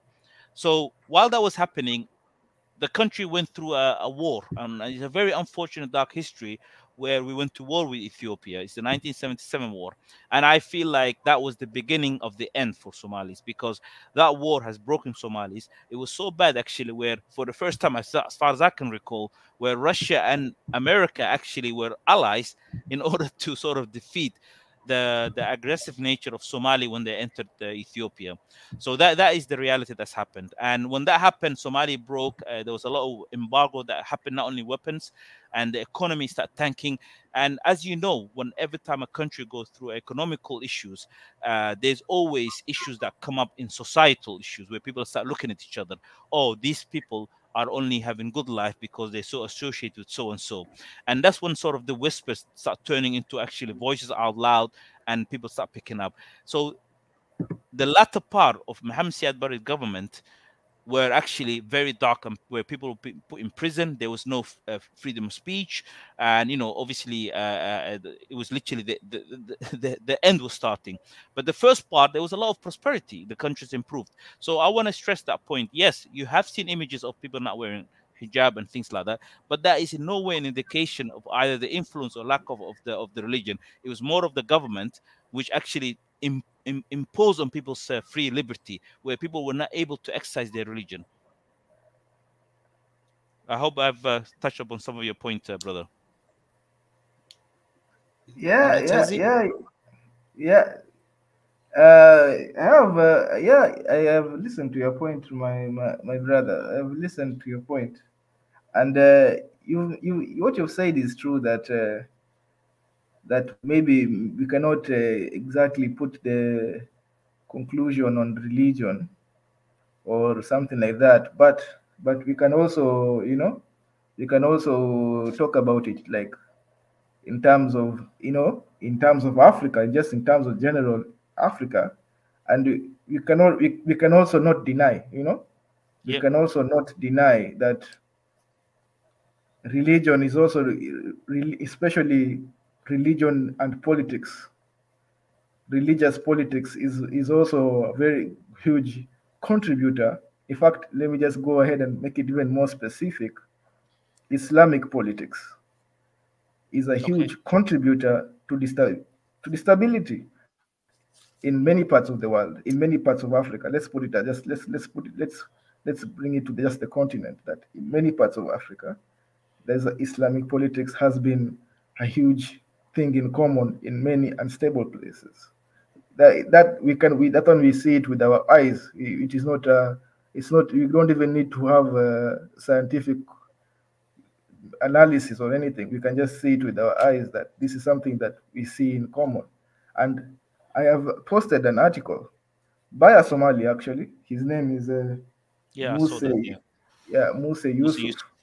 And he speaks he speaks about secularism, and maybe that Somalis can learn this, that maybe they should adopt secularism, not remove their religion completely, but what he speaks of, bringing element in when it comes to governance. That's what I think that is what he's really looking at when it comes to governance. And you've talked about how Somalis thrive outside Somalia. But when you look at the governments in which they thrive in, I mean, Kenya here, and the Somalis are not thriving. They are thriving. But the government of Kenya is a secular government. And you look at even in the United States, even in Europe, you see Somalis thriving, but the government is a secular government. So it just seems fair to say that maybe this is also a very important feature to the stability of Somalia, because it's been at war for how many years now? 30 years. Yes. 30 years of civil law. And if I'm to quote PLO Lumumba, he says that Africa, if this thing of us Africa being in this state of docileness, that the world is not going to wait forever. Already you can see Somalia, some powers are already starting to close in. They're not going to wait forever for Somalia to get stable. You're going to start. This is a jungle, and when they start, people are going to start smelling it and start eating. Eating you. That is what I'm seeing already. That you already see the countries circling. Even to the point that even Kenya has been, spooked to to when you start seeing even countries like Norway, all the way from Norway to starting to have wanting to. I don't know if they actually built a military base or they already have a base there, but they were talking about having plans in Somalia, and so you find that you have even exposed other East African countries to international geopolitics. So let me not digress. My point was, what do you think about this idea of secularism when it comes to governance? Thank you, brother. I've seen the article you posted. If my memory is right, actually, I might have read this article when it was first posted, and I can tell you it has created a lot of talks, I remember, among Somalis online. But I need to read again to refresh my memory. But I remember some of the points that were raised, and some of the points that you're raising now. I mean, I do want to stress again that you know, sometimes problems when we look at and when we're trying to bring a solution to it, that we need to look at the problem holistically and not sort of, you know, gravitate towards the low-hanging fruit in order to find solution. I'm not necessarily directing anything at you, brother, but I'm just sort of putting it out there. It's very easy to sort of make this distinction or the claim that, oh, the issues that Somalia is facing is because of religiosity. Basically, everyone is religious, so therefore it's the issues that's causing it right now. I think it's very easy to make that comment, but we need to really look at the deeper problem. There's other stuff. Normally, think about it. Countries, or at least not only Somalia, but even in Africa or Kenya, as you mentioned as well, some of these regions that are sort of having issues to do with terrorism and stuff like that is actually socio-economical issues. When people feel disfranchised, I think I might have even mentioned to you last time we were talking, disfranchised. When people feel disfranchised, they tend to sort of, you know, look at means to either what they believe is to get a voice, or to get you know, to give the right at the table. They pick up guns or bombs and things like that. They explode. Secularism, I'll be brutally honest with you, I know Somalis, I am Somali myself too. It will never work in Somalia. Somalis actually are very deeply religious people. We believe our solution actually relies within the religion, and everyone has the right to feel that way. If you happen to come from other religion, be it Christianity, Judaism, and other religion, I'm sorry, African religion that speak, you know, I'm forgetting to name now some. You have right to feel that. You have right to feel that, you know, the solutions can be that. But one thing I do want to mention to you, you're right. We should be very careful when we're mixing political arguments or political governance with the religious, or at least the acts of it. What I mean with that is, when you have people in the Civil War, by the way, you know, there were scholars that, or so-called scholars, that were using sometimes religious context in order to make the argument, in order for other people to kill more. Now, does that mean religion is bad? No, religion is a tool in the day. It depends how you use it. Unfortunately, today we see this so-called Islamic terrorism. I don't even like to use that term, but I'm just putting it out there.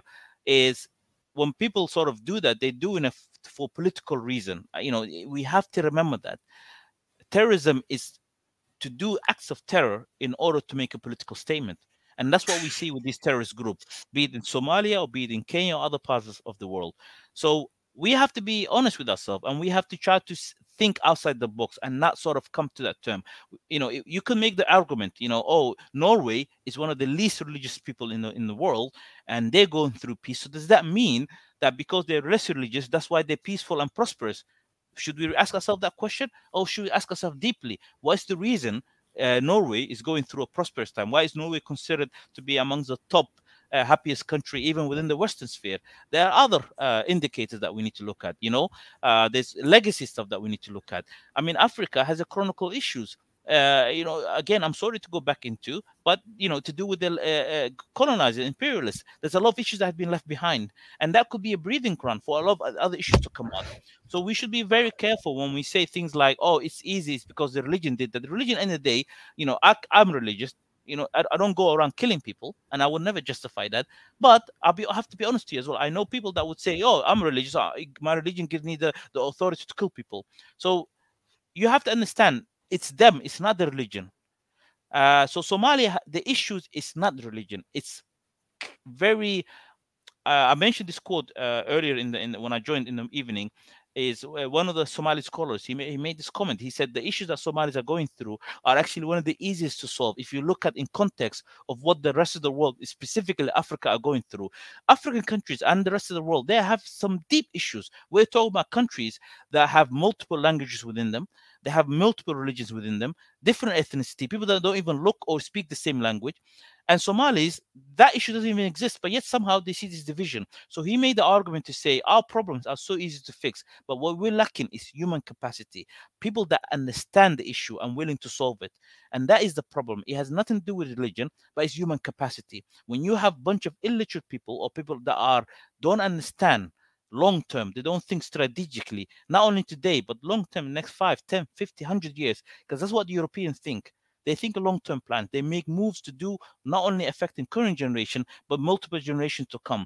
But when you have people that have been put in power or sitting in power right now, and they're only thinking about now, this is what we're looking at. So we're lacking human capacity, not religion. I generally, as a Muslim, I'm very proud of my religion, and I feel my religion provides a lot of solutions to me.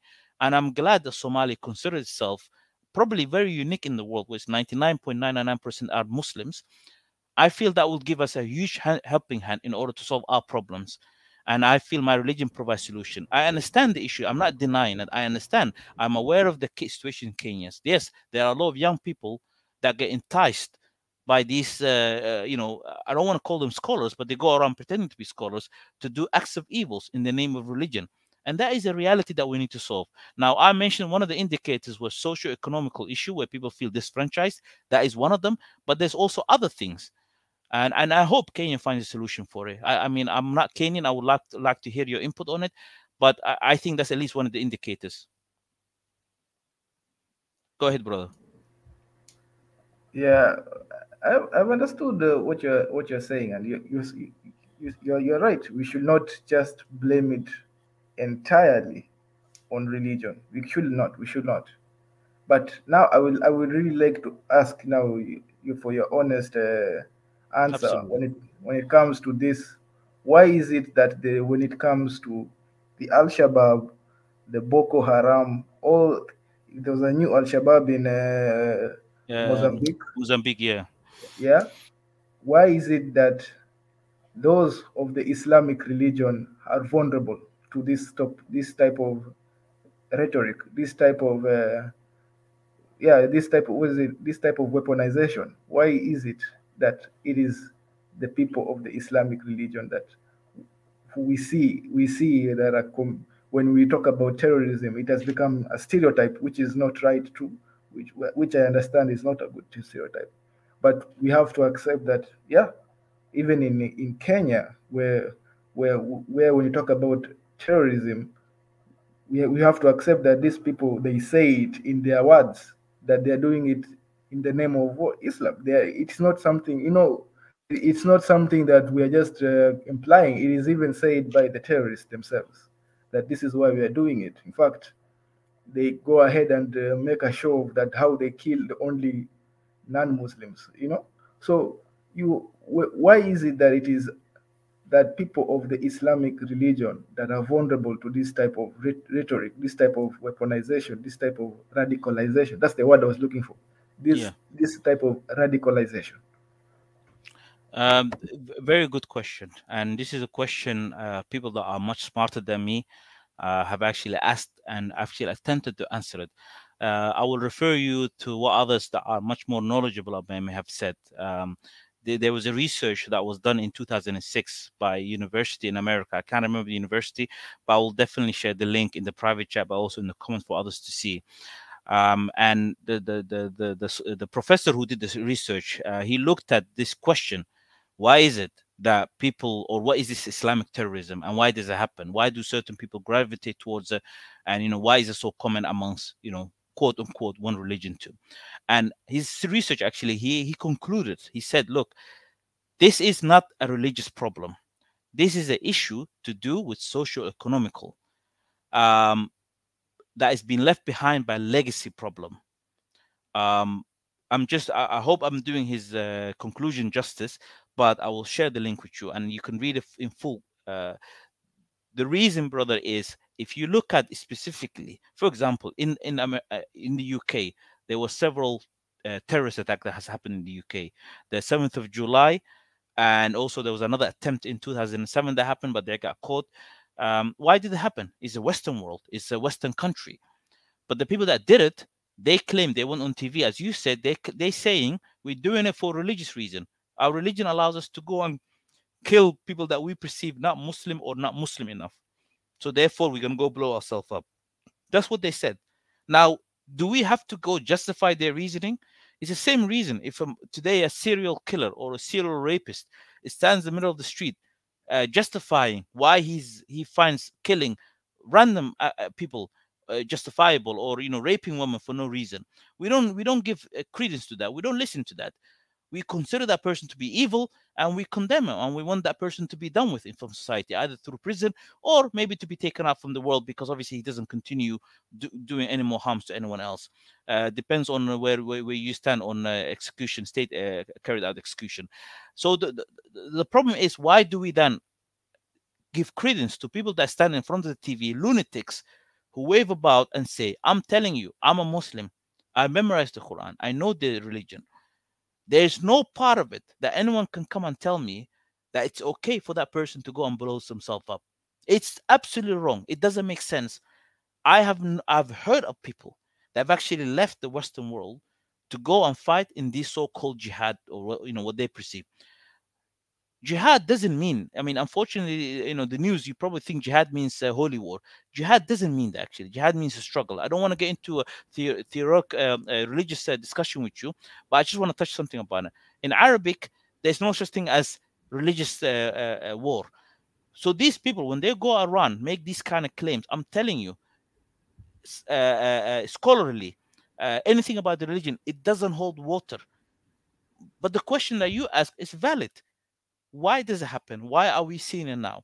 Well, let me ask you a question about your question. Why is it that we are seeing it now and we didn't see it maybe, I don't know, in the 70s or 60s or whatever before? Why are we seeing it now? Why are we even seeing it more since 9/11? There has to be something. So is it through the easy access through the media, where now we're seeing a lot more activities happening on the world? If someone today kills people in New Zealand, we see it. In fact, we live stream it. So it affects us a bit more in personal term. Also, these people, through the internet and other means, they're connecting to each other. If someone was harboring very evil thoughts in the past, but he was living by himself in the city or the village, it was very difficult for him to connect with other people of sort of had similar evil mindset.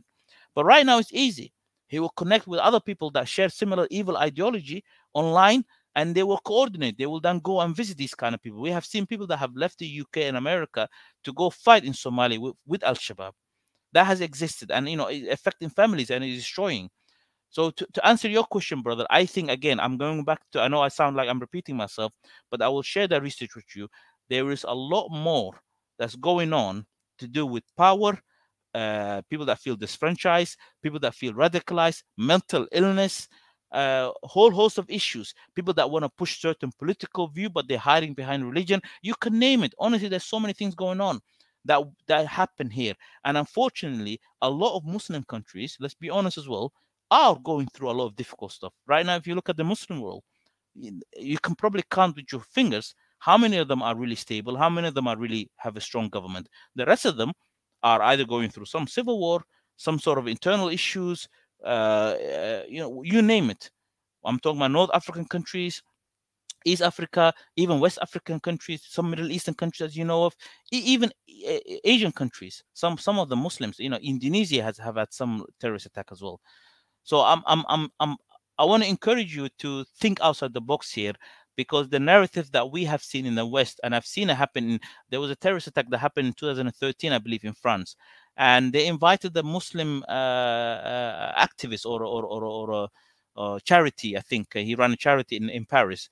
And one of the first questions the CNN journalist Don Lemon asked him was, why did these terrorists did this? I mean, how does this person know why they did it? I mean, why would anyone come up to me, ask me as a Muslim, why some guy blew himself up in Somalia, for example, or other part, or Kenya or whatever? I don't know. I should not be held accountable for that. All I can tell you is my religion, and majority of women, we're talking about over 1 billion people, by the way, that are Muslims, don't go around and blowing themselves up. There's a minority, but unfortunately, they are very visible because the social media, internet, they're very visible. They're going around and justifying it. There's a guy that almost beheaded a former soldier in the UK, in London, several years ago, and people were literally, the guy, his hands were bloodied. He had the knife on his hand, and people were walking up to him. They should be running away from him, but they're walking up to him, telling him, "Why did you do it?" And he sat there and he just made a whole scene about it. I'm doing this for my religion. And then all the media were running with it. Of course, that exists. But I want to tell you, I should not be held accountable for that. My religion shouldn't be held accountable for it. I understand your question. We need to understand it. And I wish to solve it, especially for Kenya. I hope that the problem gets solved. But from Somali perspective, we are Muslims. There are Muslims that get killed by this Al-Shabaab. Why are they doing it? They're targeting other Muslims. So there's something else going on then, right? Al-Shabaab are not really fighting a religious war here. So why are they not going around and killing other non-Muslims or other non-Somalis? They have killed more Somali people. So the question we have to ask ourselves is Al-Shabaab doing this for political reason? And are there other things going on? Go ahead, brother. Yeah, I think the way you have actually, I think, in a way, you have agreed with me in the last point you made. But first, His Excellency Pastor Ezra, I think if you could not post the link on the public chat, because I'm seeing people request it. Yeah, Oh, I and Oh, see that Dr. K okay. I see now. I was just doing other things, but okay. No problem. I'll share the link again. I see Dr. K. now I'm talking about the link of the article I've posted. Oh, okay. oh, okay. So let me just okay. I'll first post the link for the stream, and then I'll post this one. Guys, where is it now? Okay. Okay, as I was saying, my brother, with the way you ended it, you kind of really just kind of agreed with what I was trying to say, Yeah, because you said that those who use religion when it comes to violence and radicalizing youth, there is a politics to it, right? That is yeah, what you said, and that is what I'm trying to say, that maybe there should not be politics to it. And but you can when you, maybe we should separate the state and the mosque. That is what I was, and maybe that is the issue that is plaguing our neighbors here in Somalia. That maybe there should be a separation between religion and governance. That when it is easier to talk to somebody, to negotiate with somebody who does not believe that they have been sent by God, or have a twisted, maybe a perverted interpretation of the religion. It is much more difficult, I feel, and maybe you can contribute to this, but I feel it is much more difficult to negotiate with somebody like that, somebody who is already having a twisted or perverted interpretation of their own religion, and they believe that this is what they do, and when it comes to their governance, this is it. And it is much easier, I think, if to somebody, when you're dealing in a secular state, or a state that does not mix governance and religion, that it is easier to find the middle grounds. It is easier to negotiate. It is easier to find peace. It is easier, when people are not also willing to die, for because when you remove the religion out of the picture, you cannot die for you just look it's looking like it's materialistic.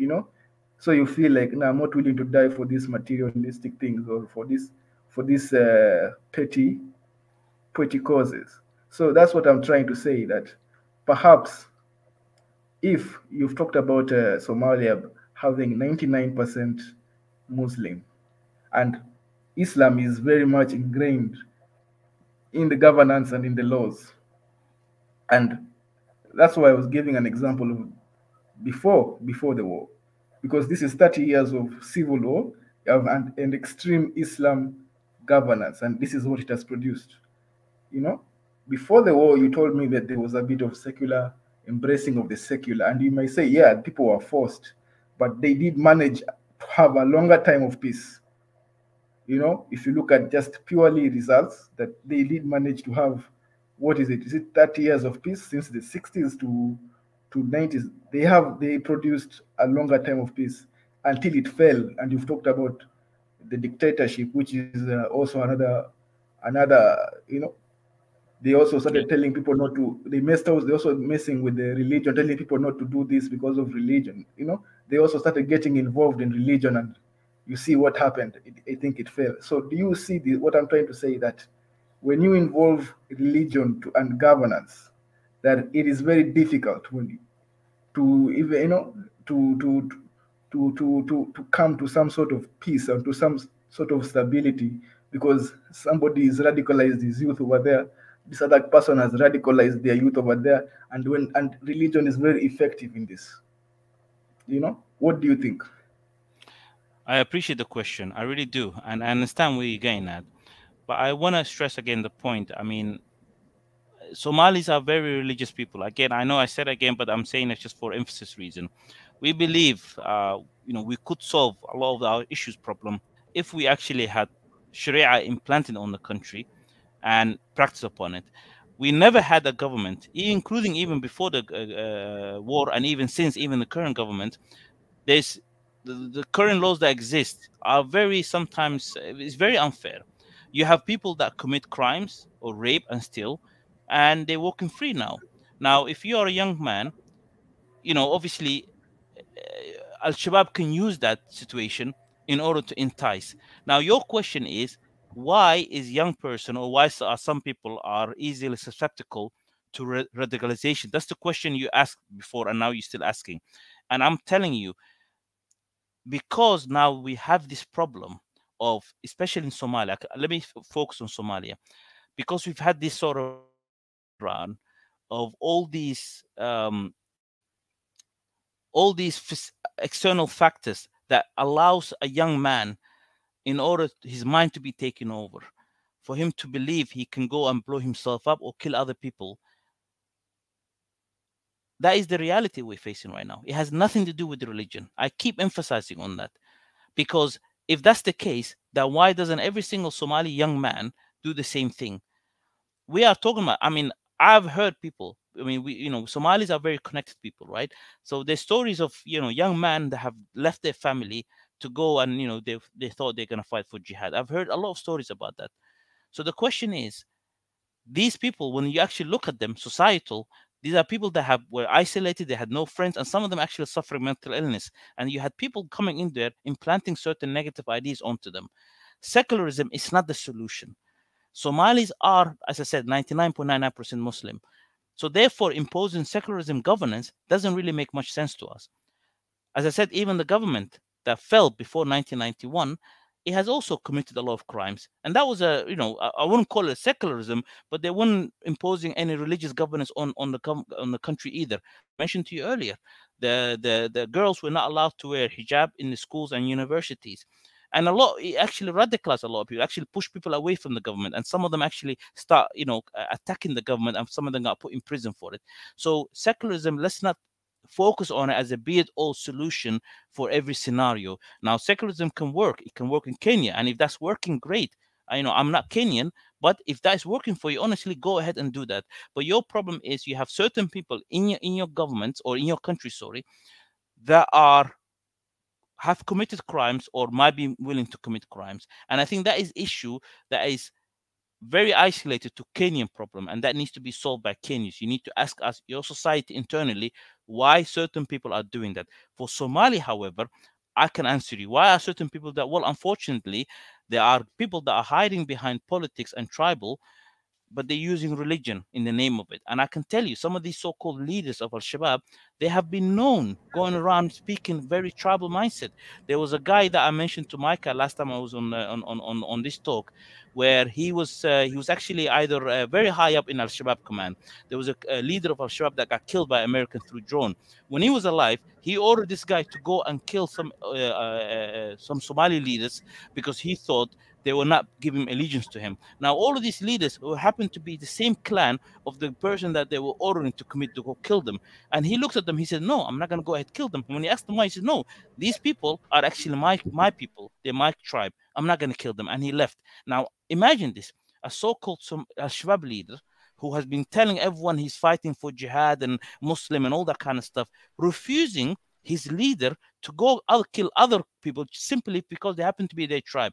That, to me, and that should be anyone, clear indication that these Al-Shabaab leaders are using tribal and political reason, lying to these young men, telling them they're fighting for jihad in order to push that. But brother, I know, I don't want to lose your point. You're asking the question is, why are these people falling for that? As I said to you, I think there are multiple factors in place that is not an indicator or making Islam at fault here. There are other things embedded here that we need to answer. Societal problems, even things like lack of opportunities.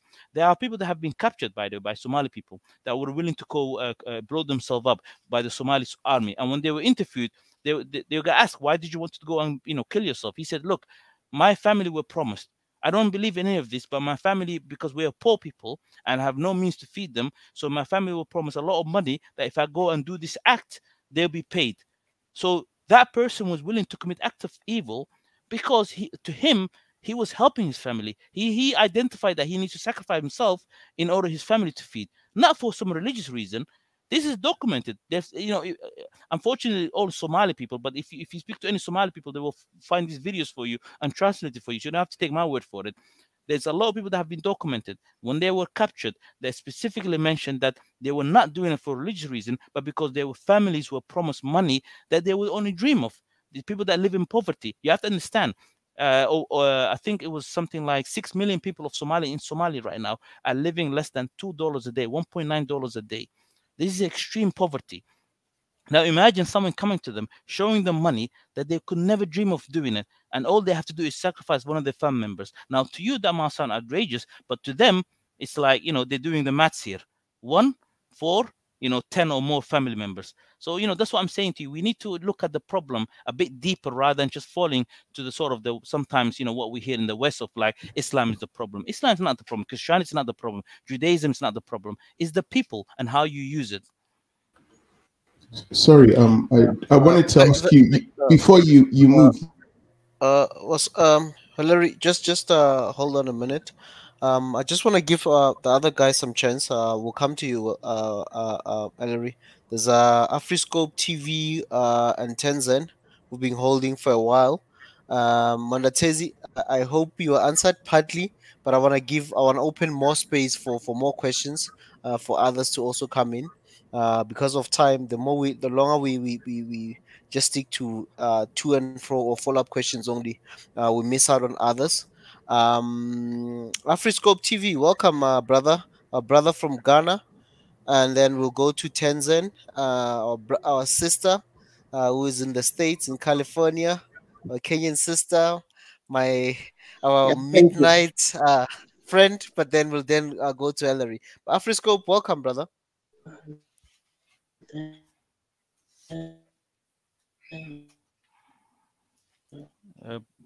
Brother, you're breaking up your connection, or is it just me?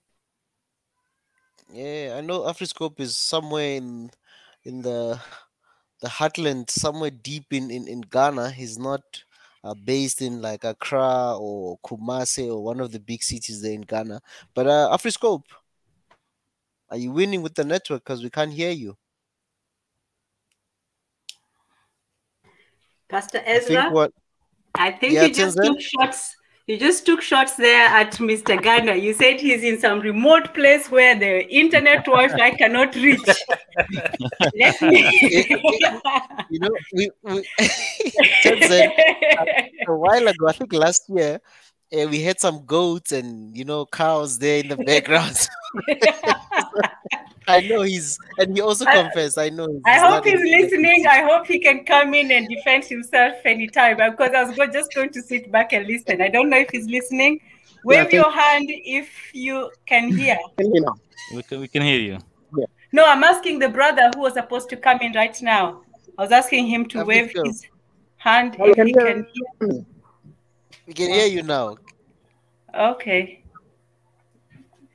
He doesn't seem like he can hear us, but I was going to let him come in first because he's a guest. So I was going to let him speak first, but I don't know if he can hear us. Okay, yes, I'll hand it back to you. I'll hand it back to you, Pastor Ezra. Oh, and man, are you guys ever going to be on the same panel, you, Mondatezi, and His Excellency Mika? Like, you just seem to miss each other every single time. 2 out of 3 every single time.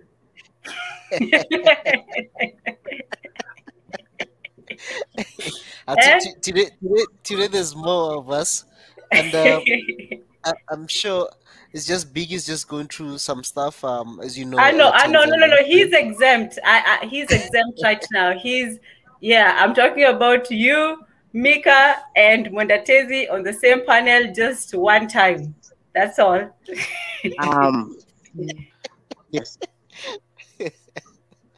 I think Afroscope is trying to speak. Or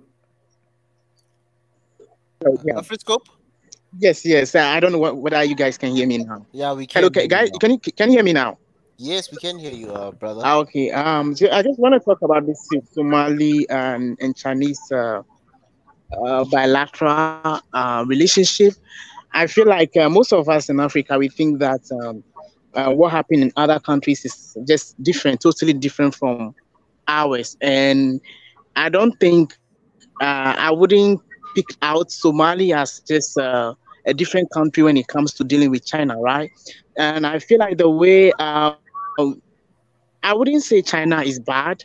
Is the way we deal with China that is the problem. And we have political issues across the continent.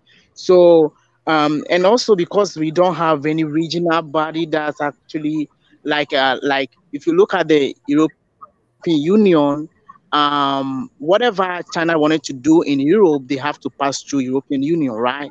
And over here in Africa, we don't have that. We don't have that. I mean, there might be some frequent talks in African Union meetings or whatsoever, gathering or whatever they call it, but they don't talk about it as a strategic effort to kind of put down a system in dealing with other sovereign nations like China.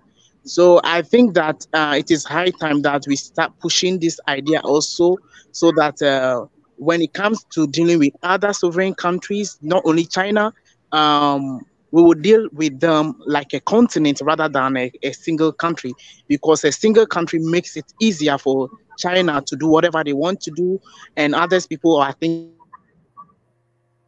about them.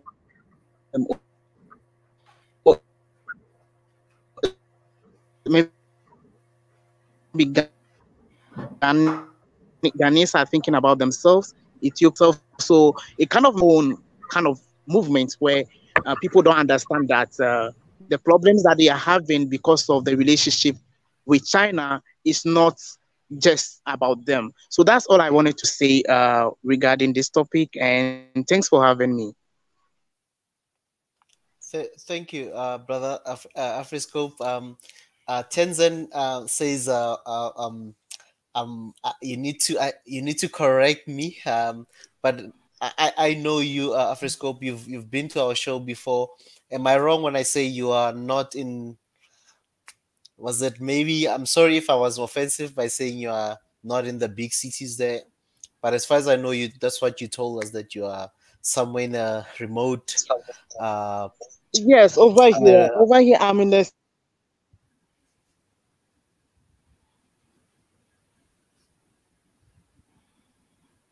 city.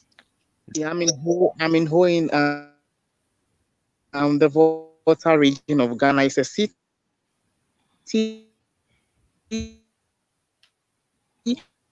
but the place I live in, a lot of people.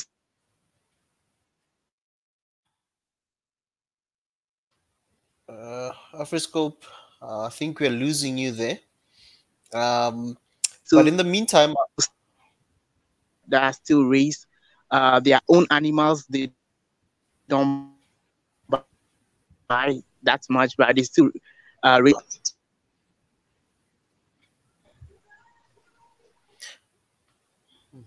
Afriscope, we're struggling to hear you with the network. I'll give you another chance, but for now, I'll just want to welcome our sister, Tenzin, the only lady in the room tonight. Welcome, Tenzin, again.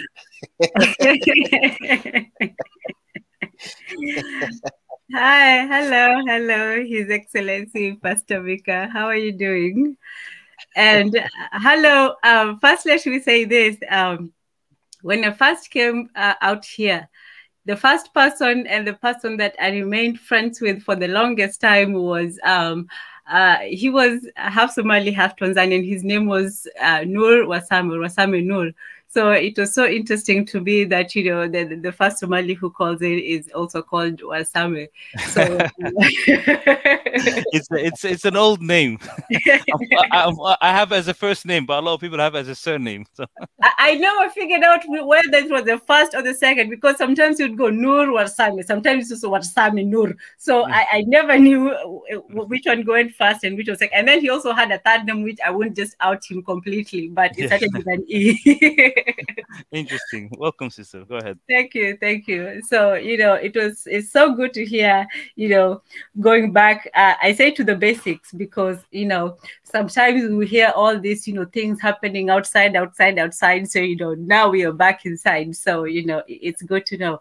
And thank you so much for sharing so much of the information, because like I was telling the Ethiopians and the Eritreans, when people look from the outside, and it goes to any country, not just, Somalia, Eritrea, Ethiopia, all of these things, people will look at us from the outside, they look at us as family. So when family is fighting, you're not going to take sides, you're just going to say, hey, look at that family, So, when people are fighting together, you don't understand what is going on, and you just look at them as family fighting. So, at least today you came and you explained the whole, Somaliland issue or situation, because to me, I always wondered, why are these Somalis against Somaliland? Like, are you against yourself? Do you understand? Yes, absolutely. It would be silly of me to be against my own family, So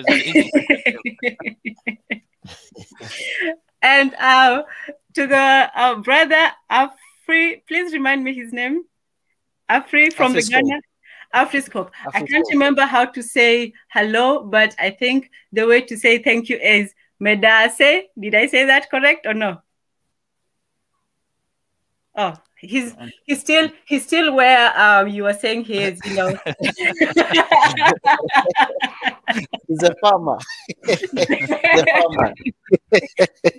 It goes in and out. Leave African internet alone. Okay. Hey, man. That man has so much wealth, guys. He might not have the best internet, but he's got cows, he's got goats. So that man has land, guys. The cows are interfering with the connection, man. That's the problem. Brother, if you're listening in the background, we're laughing together. We're laughing together. Absolutely. We're just having fun. Yes. And family, something just I want to know, just something to know tonight. We've got almost all the regions of Africa represented here. Like looking at almost, but not the north. I think we might not have anyone there, but we've got West, which is Afriscope. I think Hillary as well can represent West and even UK or Europe. And then we've got Kenya, East Africa, and obviously Somali part being also in the Horn or in the east of the African continent, and myself from the south as well. So it's really interesting to see everyone here, and even Pi as well. Pi, don't forget brother Pi. Us, yeah. Oh yes. From my goodness, you just took the most circuitous route in the house. You're representing the Caribbean all the way from China or Taiwan, somewhere like that. Yeah, exactly right. Okay. You win.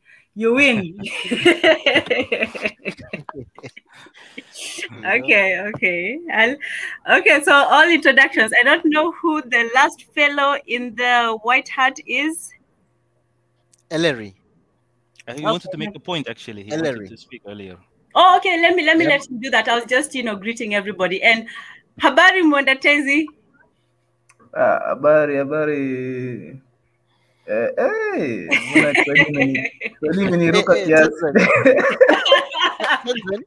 Tenzin, Mendatezi missed out this week.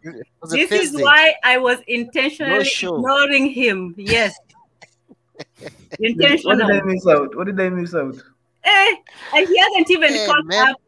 2 scenes on top of another. He missed it and he didn't even catch up. Okay. I give us. Now I have to catch up. Now I have to catch up. We finish at 5. Was it 5 a.m. I think Central African time, or 6 a.m. Yeah. You're the 3 streams.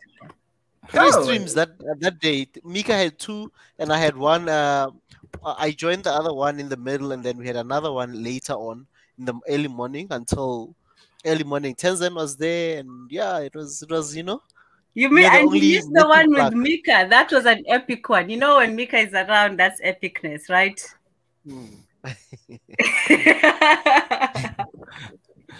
Mika deserves this tonight. He disappeared tonight.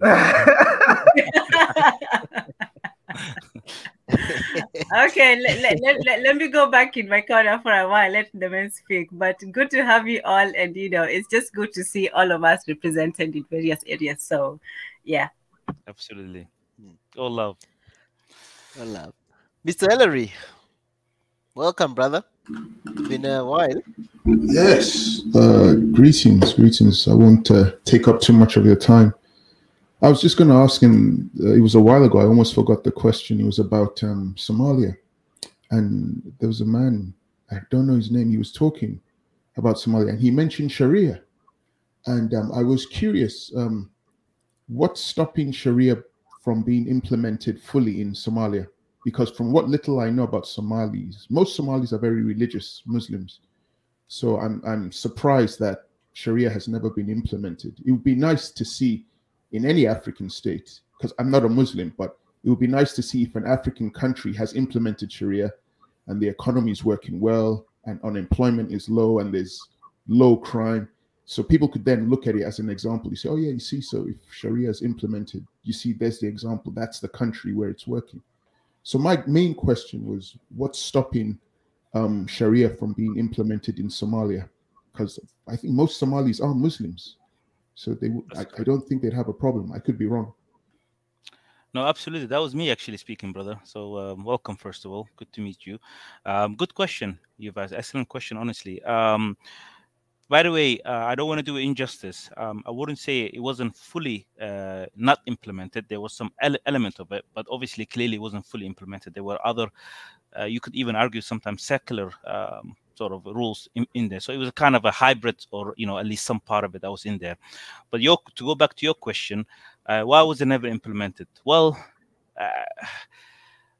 we could honestly, debate this for quite a long time. But to just start off from somewhere, it's all to do with the independence. So when Somalia gained independence, there was a lot of Western influence that wanted to make Somalia not go towards socialism, communism, and sort of attract most to the Western side.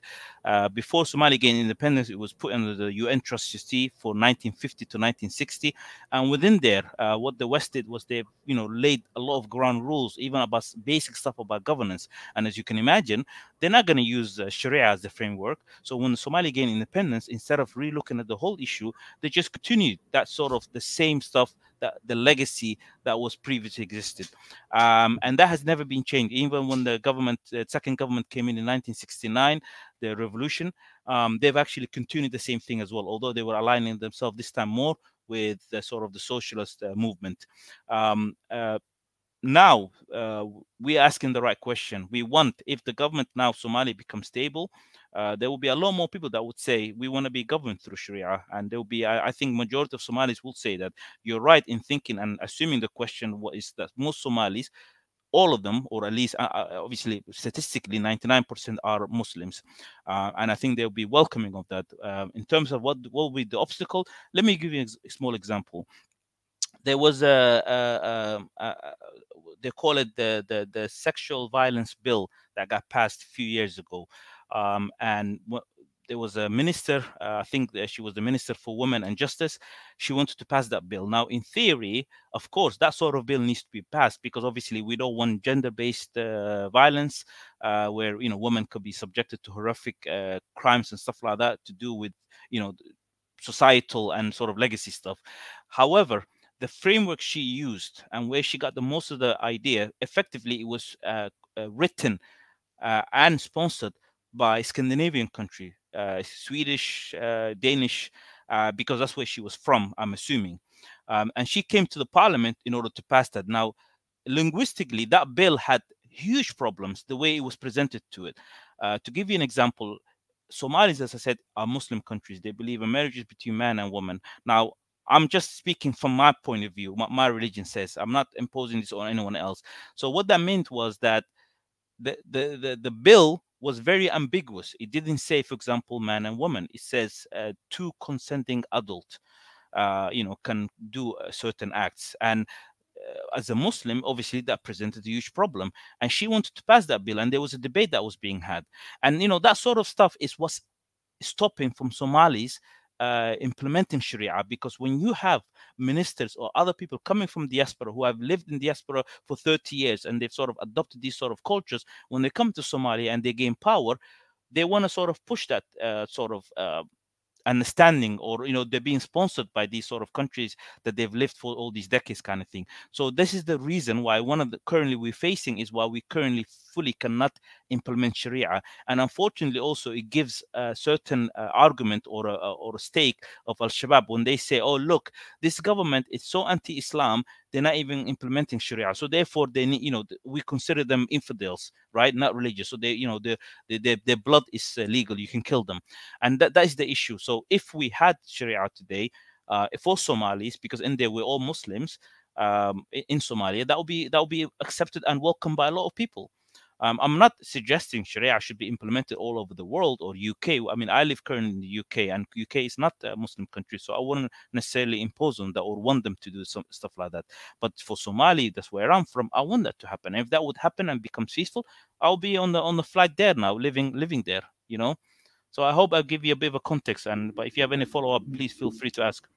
No, that was it. I just needed to know. And you told me, you mentioned the diaspora, a lot of Somalis coming back, they picked up ideas, they're being sponsored by Western people, governments who have a different agenda. And so when they come to Somalia, from what you're telling me, they are then preventing Sharia from being implemented. Those Somalis who are in the government, who are coming back and who are getting positions. I think that's what you said. I don't. I mean, some of them wouldn't be even up for it. They have different ideology. They grew up there, so they will be 100% against it. Some of them, they're not the majority, but unfortunately, we cannot do consensus. If Somalia today had a referendum or consensus form, and if they today voted, not to have Sharia, okay, at least you could say the majority of people have voted for it. But we not even know it there.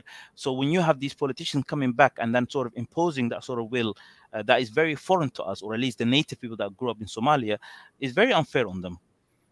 And the example I gave, you're welcome. You're welcome. And that's one of the example I gave you is that bill, that she written. Linguistically, he had massive problems. Okay. Well, that was it. Thanks very much for letting me on to ask the question. I'll let somebody else talk. Thank you. You're welcome, brother. Absolutely. If I could, thank you very much, Ellery. Mwendatezi. Yeah. Let me play the devil's advocate. Hey, of course. The advocate is here. Yeah. I will sit back and listen. I have my brother Ellery has spoken about Sharia, which is a very interesting set of rules, for men, right? Because how I don't know women. I don't know if the women will really enjoy that Sharia law, but my point of view is not even is wider than just Islam. I think I have made my view before and well known before about Africa and religion. That even in Christians, let me tell you right now, I just found out from my aunt. My aunt is actually fasting. They're fasting for Ukraine. So this is how Africa is. We are very religious people. That one you cannot deny. We are probably one of the most religious, maybe apart from the Middle East. Africa is probably one of the most religious regions in the world. And sometimes my opinion is that as much as religion is good, I do also partake in faith, and but I feel like us as African, we are high of religion. I feel like we might need to sober up sometimes, and and just see the world for what it really is. Because some things you can't pray away. Some things as much as it is good and therapeutic and it's good for the soul, sometimes you need to get your hands dirty. some solutions come from practicality. And now to narrow down on the issue of Somalia, and my personal fact, when I read that article that I've posted, it actually it really reflected on what I was trying to say. That, and my brother here, you've actually said the same point, that these people, these actors, are acting politically and masking it with religion, and when you've talked about the Al-Shabaab, you've talked about the Boko Haram, and I know you've claimed that it is what it is not religion that they're doing this. They're doing this because of social economic issues. But when they do it, they say, when one person does it, he says, I'm doing it because of my religion. Then a second person does it, and he says, I'm doing it because of my religion. Then a third person does it, a fourth and fifth, they say, I'm doing it because of my religion. So at some point, people are going to start believing them. And why shouldn't we? Maybe, you can say, no, you're not doing it because of your religion. You're doing it because of social economic views. But it's been well proven that poverty does not create crime. In fact, that is a myth that has been busted, that poverty does not go along with crime. That countries there are even more poorer countries in Africa that do not suffer these issues, So, in fact, in Kenya, if Africa, when it comes to poverty, Rwanda Rwanda is not a rich country, and it's one of the safest countries in the world, safer than a lot of Western countries who are much more richer than them. So this thing about poverty and crime is not it's a myth, and it's been busted. So I don't think people do this because of social economic. They actually believe what they're doing it is because of religion, and they say it. And when somebody tells you that this is why I'm doing this, I think I am more inclined to believe them, especially when it's becoming a trend, when it's becoming more and more people doing it because of this. And when you put it now in Somalia, where you say that 99% of the people speak the same language, have the same religion, it's really, you say it doesn't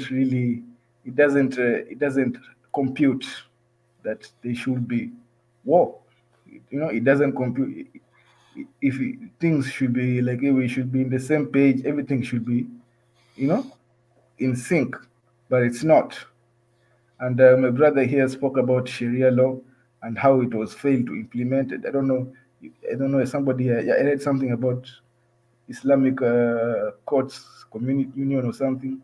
But what I'm trying to, my point is, and I wonder, and I know you've spoken to my point, but I feel like you haven't really addressed it as it is.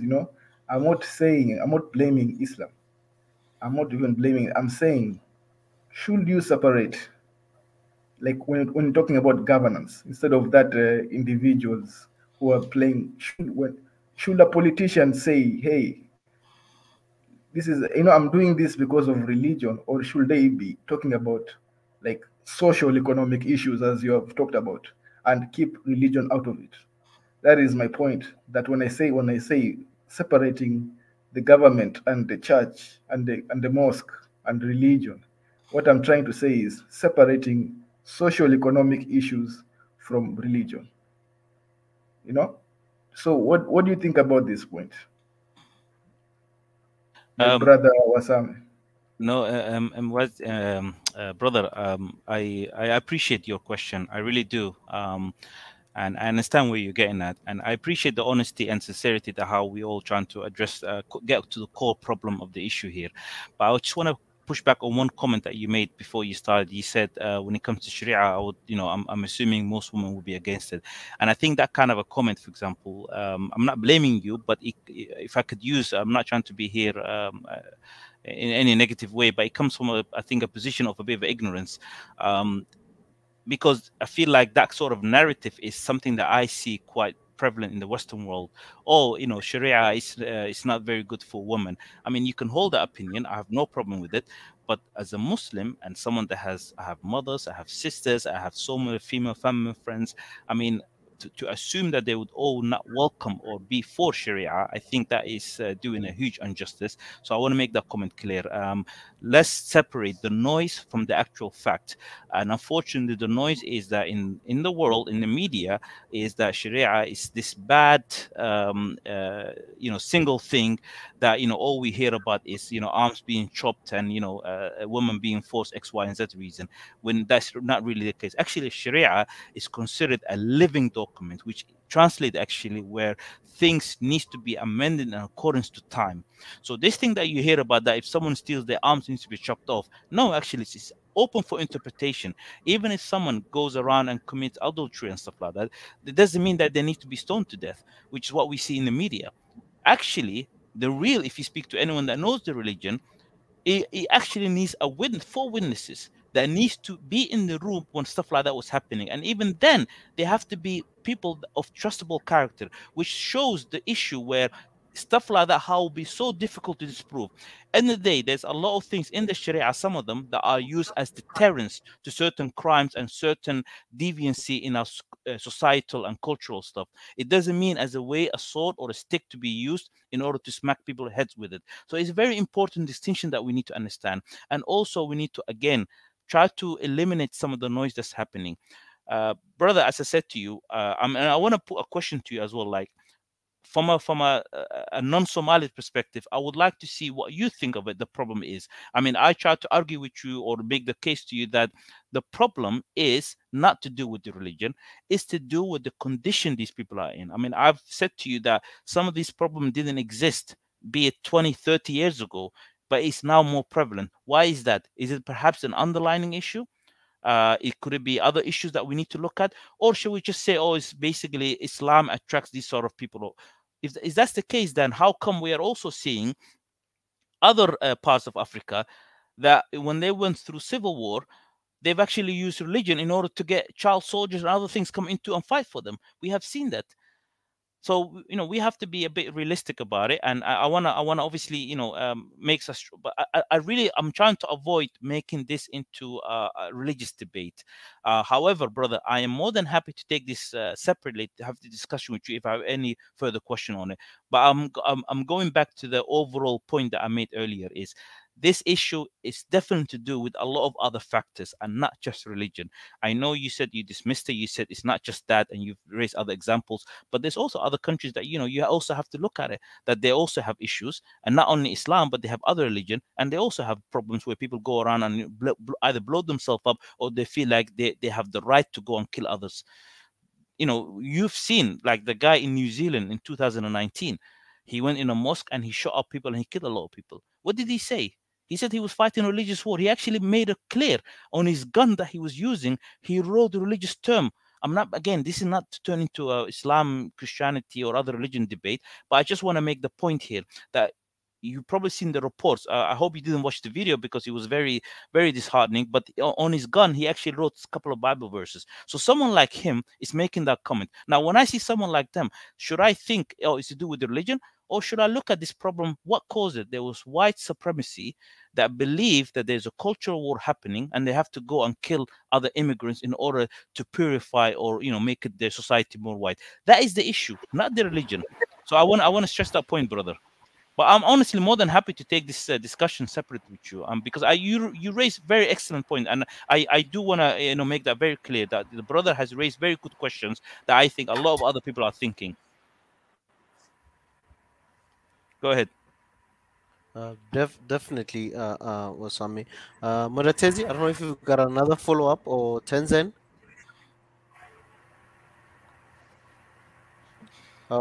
Can I get maybe Muratezi go first, and then I can sort of try to rebut whatever he says. Advocate. I'll be anti-advocate. Okay. What my brother was saying, you spoken the truth. That it's not. You can't blame it only on religion. That one, it's a fact. It's true. You can't blame it on it. There's also you even talked about the tribalistic part of it. There are many issues that you asked me if I was to come from an outsider's perspective. If I was to see the problem, if I was to diagnose the issues that are happening in Somalia, Yes. Personally, I think here's what I would think. Here's what I think. I think that you've given examples of places where in Africa where they use child soldiers, and I'm not saying that I'm not advocating for one religion that is better than the other. You know, what I'm saying, when I speak about religion, I speak about all religions. You get, it's not just one religion that is better than the other. That was not my point is that when you start mixing it with governance, so which sometimes I even see, it's not even in my country. Sometimes I see it and I get a little bit annoyed that when politicians starts to, I don't expect that from a politician. When you start speaking about God and that's just an escape route, like to hide your incompetence to me. That it's God, this is God. No. It's not. I want to know your plans. I want to know how you tackle these social economic issues. You know, I want tangible plans on how you tackle social economic issues. Like how do you raise the economy? How do you deal with hunger? There is actually a drought ravaging through Somalia right now.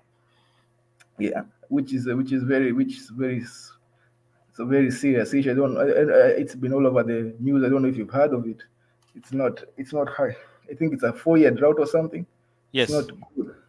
So what my point is, you see, that's a social economic issue, right? You know. So yeah. will you when you deal now with a government, will you not want your government to deal with it as a social economic issue, like without any other interruptions, without any other, when you start saying, without any talk of if you God or something, like, if this is what God will, no, you don't want that type of talk. You want solutions. My point is not really just one dimensional when I say that it's only religion. Obviously, you've talked about the tribalism, you've talked about foreign interference, which is also a big issue with Somalia. Like I said, a lot of people, they want to build military bases. But in the end of the day, I feel like, this is just a playing with my mind and playing with thought, Yes. It's not exactly the solution. It might not be the solution. It's just putting thoughts out there and seeing what it is. Do you feel like, and I think you've already told me the answer, that if the government separated itself and said, hey, we are not a government of just Muslims, we're just a government, and our problems are more, what is it, down to earth than religious,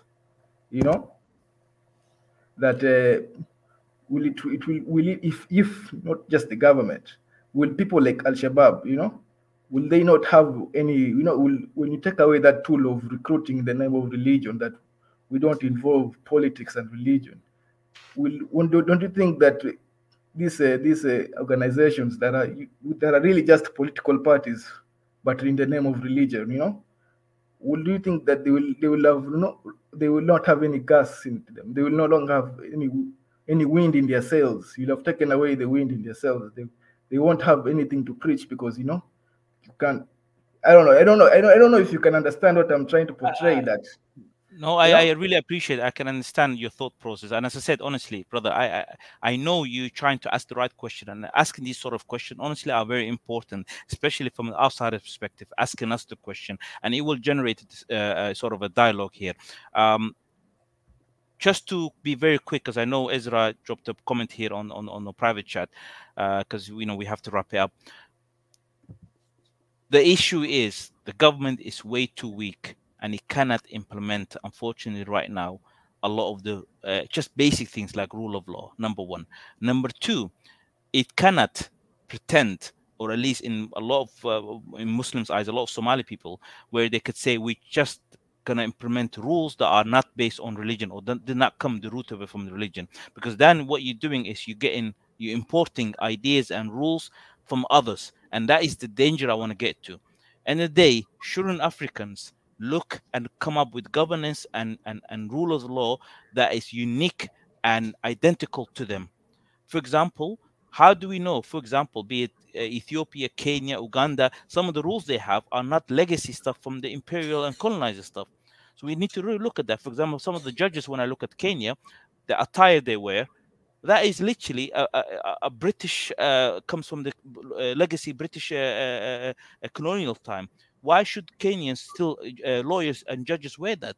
So we need to get rid of that. So the question as well is, as much as you saying, okay, should the government not do that? But should we also not look at, if there's Kenyans, they need to make their own rules that are unique to them. And they need to get rid of this stuff that have been influenced from the West. And that's the same thing with Somalis. We are Muslims, so we need to come up with governance and rules and rule of law that is unique to that, and not get something from the outside. And I hope that sort of conscious. But honestly, brother, I hope we do this again, because I want to get to a lot of discussion with you, because you have the right ideas and you're asking very interesting questions, honestly. Brother Osame, I'm not sure about tomorrow, how busy you are. Maybe we can do a continuation of this. Yes. If possible, tomorrow. Same time? Or somewhere this week. Yeah, same time. Yeah, we can do this tomorrow, Mandatezi. How do you feel about it? Because I'm sure there's a lot of questions that have been raised, and there's a lot of people who still want to have a say about this. I think more of this topic now kind of went into more the religious part of it, and I feel that we need to kind of draw it back to how does Somalia find solution to going forward. Whether the Somalis, what are they saying about solutions? What are they proposing on the table? Because if this year we are declaring a year of being honest and a year that we need to come with solutions, that's what we need. And Brother Osame, I'm sure, since he lived in that area, he knows the people, he knows the culture, he knows the mindset of the people. What are they saying in terms of solutions? So tomorrow, I would love us to come with solutions and hear more of what the Somali community is saying in terms of solutions with regards to bringing stability and peace and strengthening their government and there in Somalia. Pastor Esra, I'm available tomorrow. I hope the brother Tazi can join. I hope brother Pai can also join us, and the sister Tan as well. And also the question you ask is not only just for Somalia. I want to extend it towards wider Africa as well, because how much that's been impacted by, the US, China sort of influence on there. So just so we can expand the discussion on that side as well. So yeah, I should be available 9 p.m. East African time. I will be around. Thank you very much, Wasami. And family, as you have heard that Brother Wasam will be available for part 2 for the continuation of this topic. It is a big topic. And unfortunately tonight, I have to go somewhere and attend to something. I would have liked to even expand more and have another hour or so.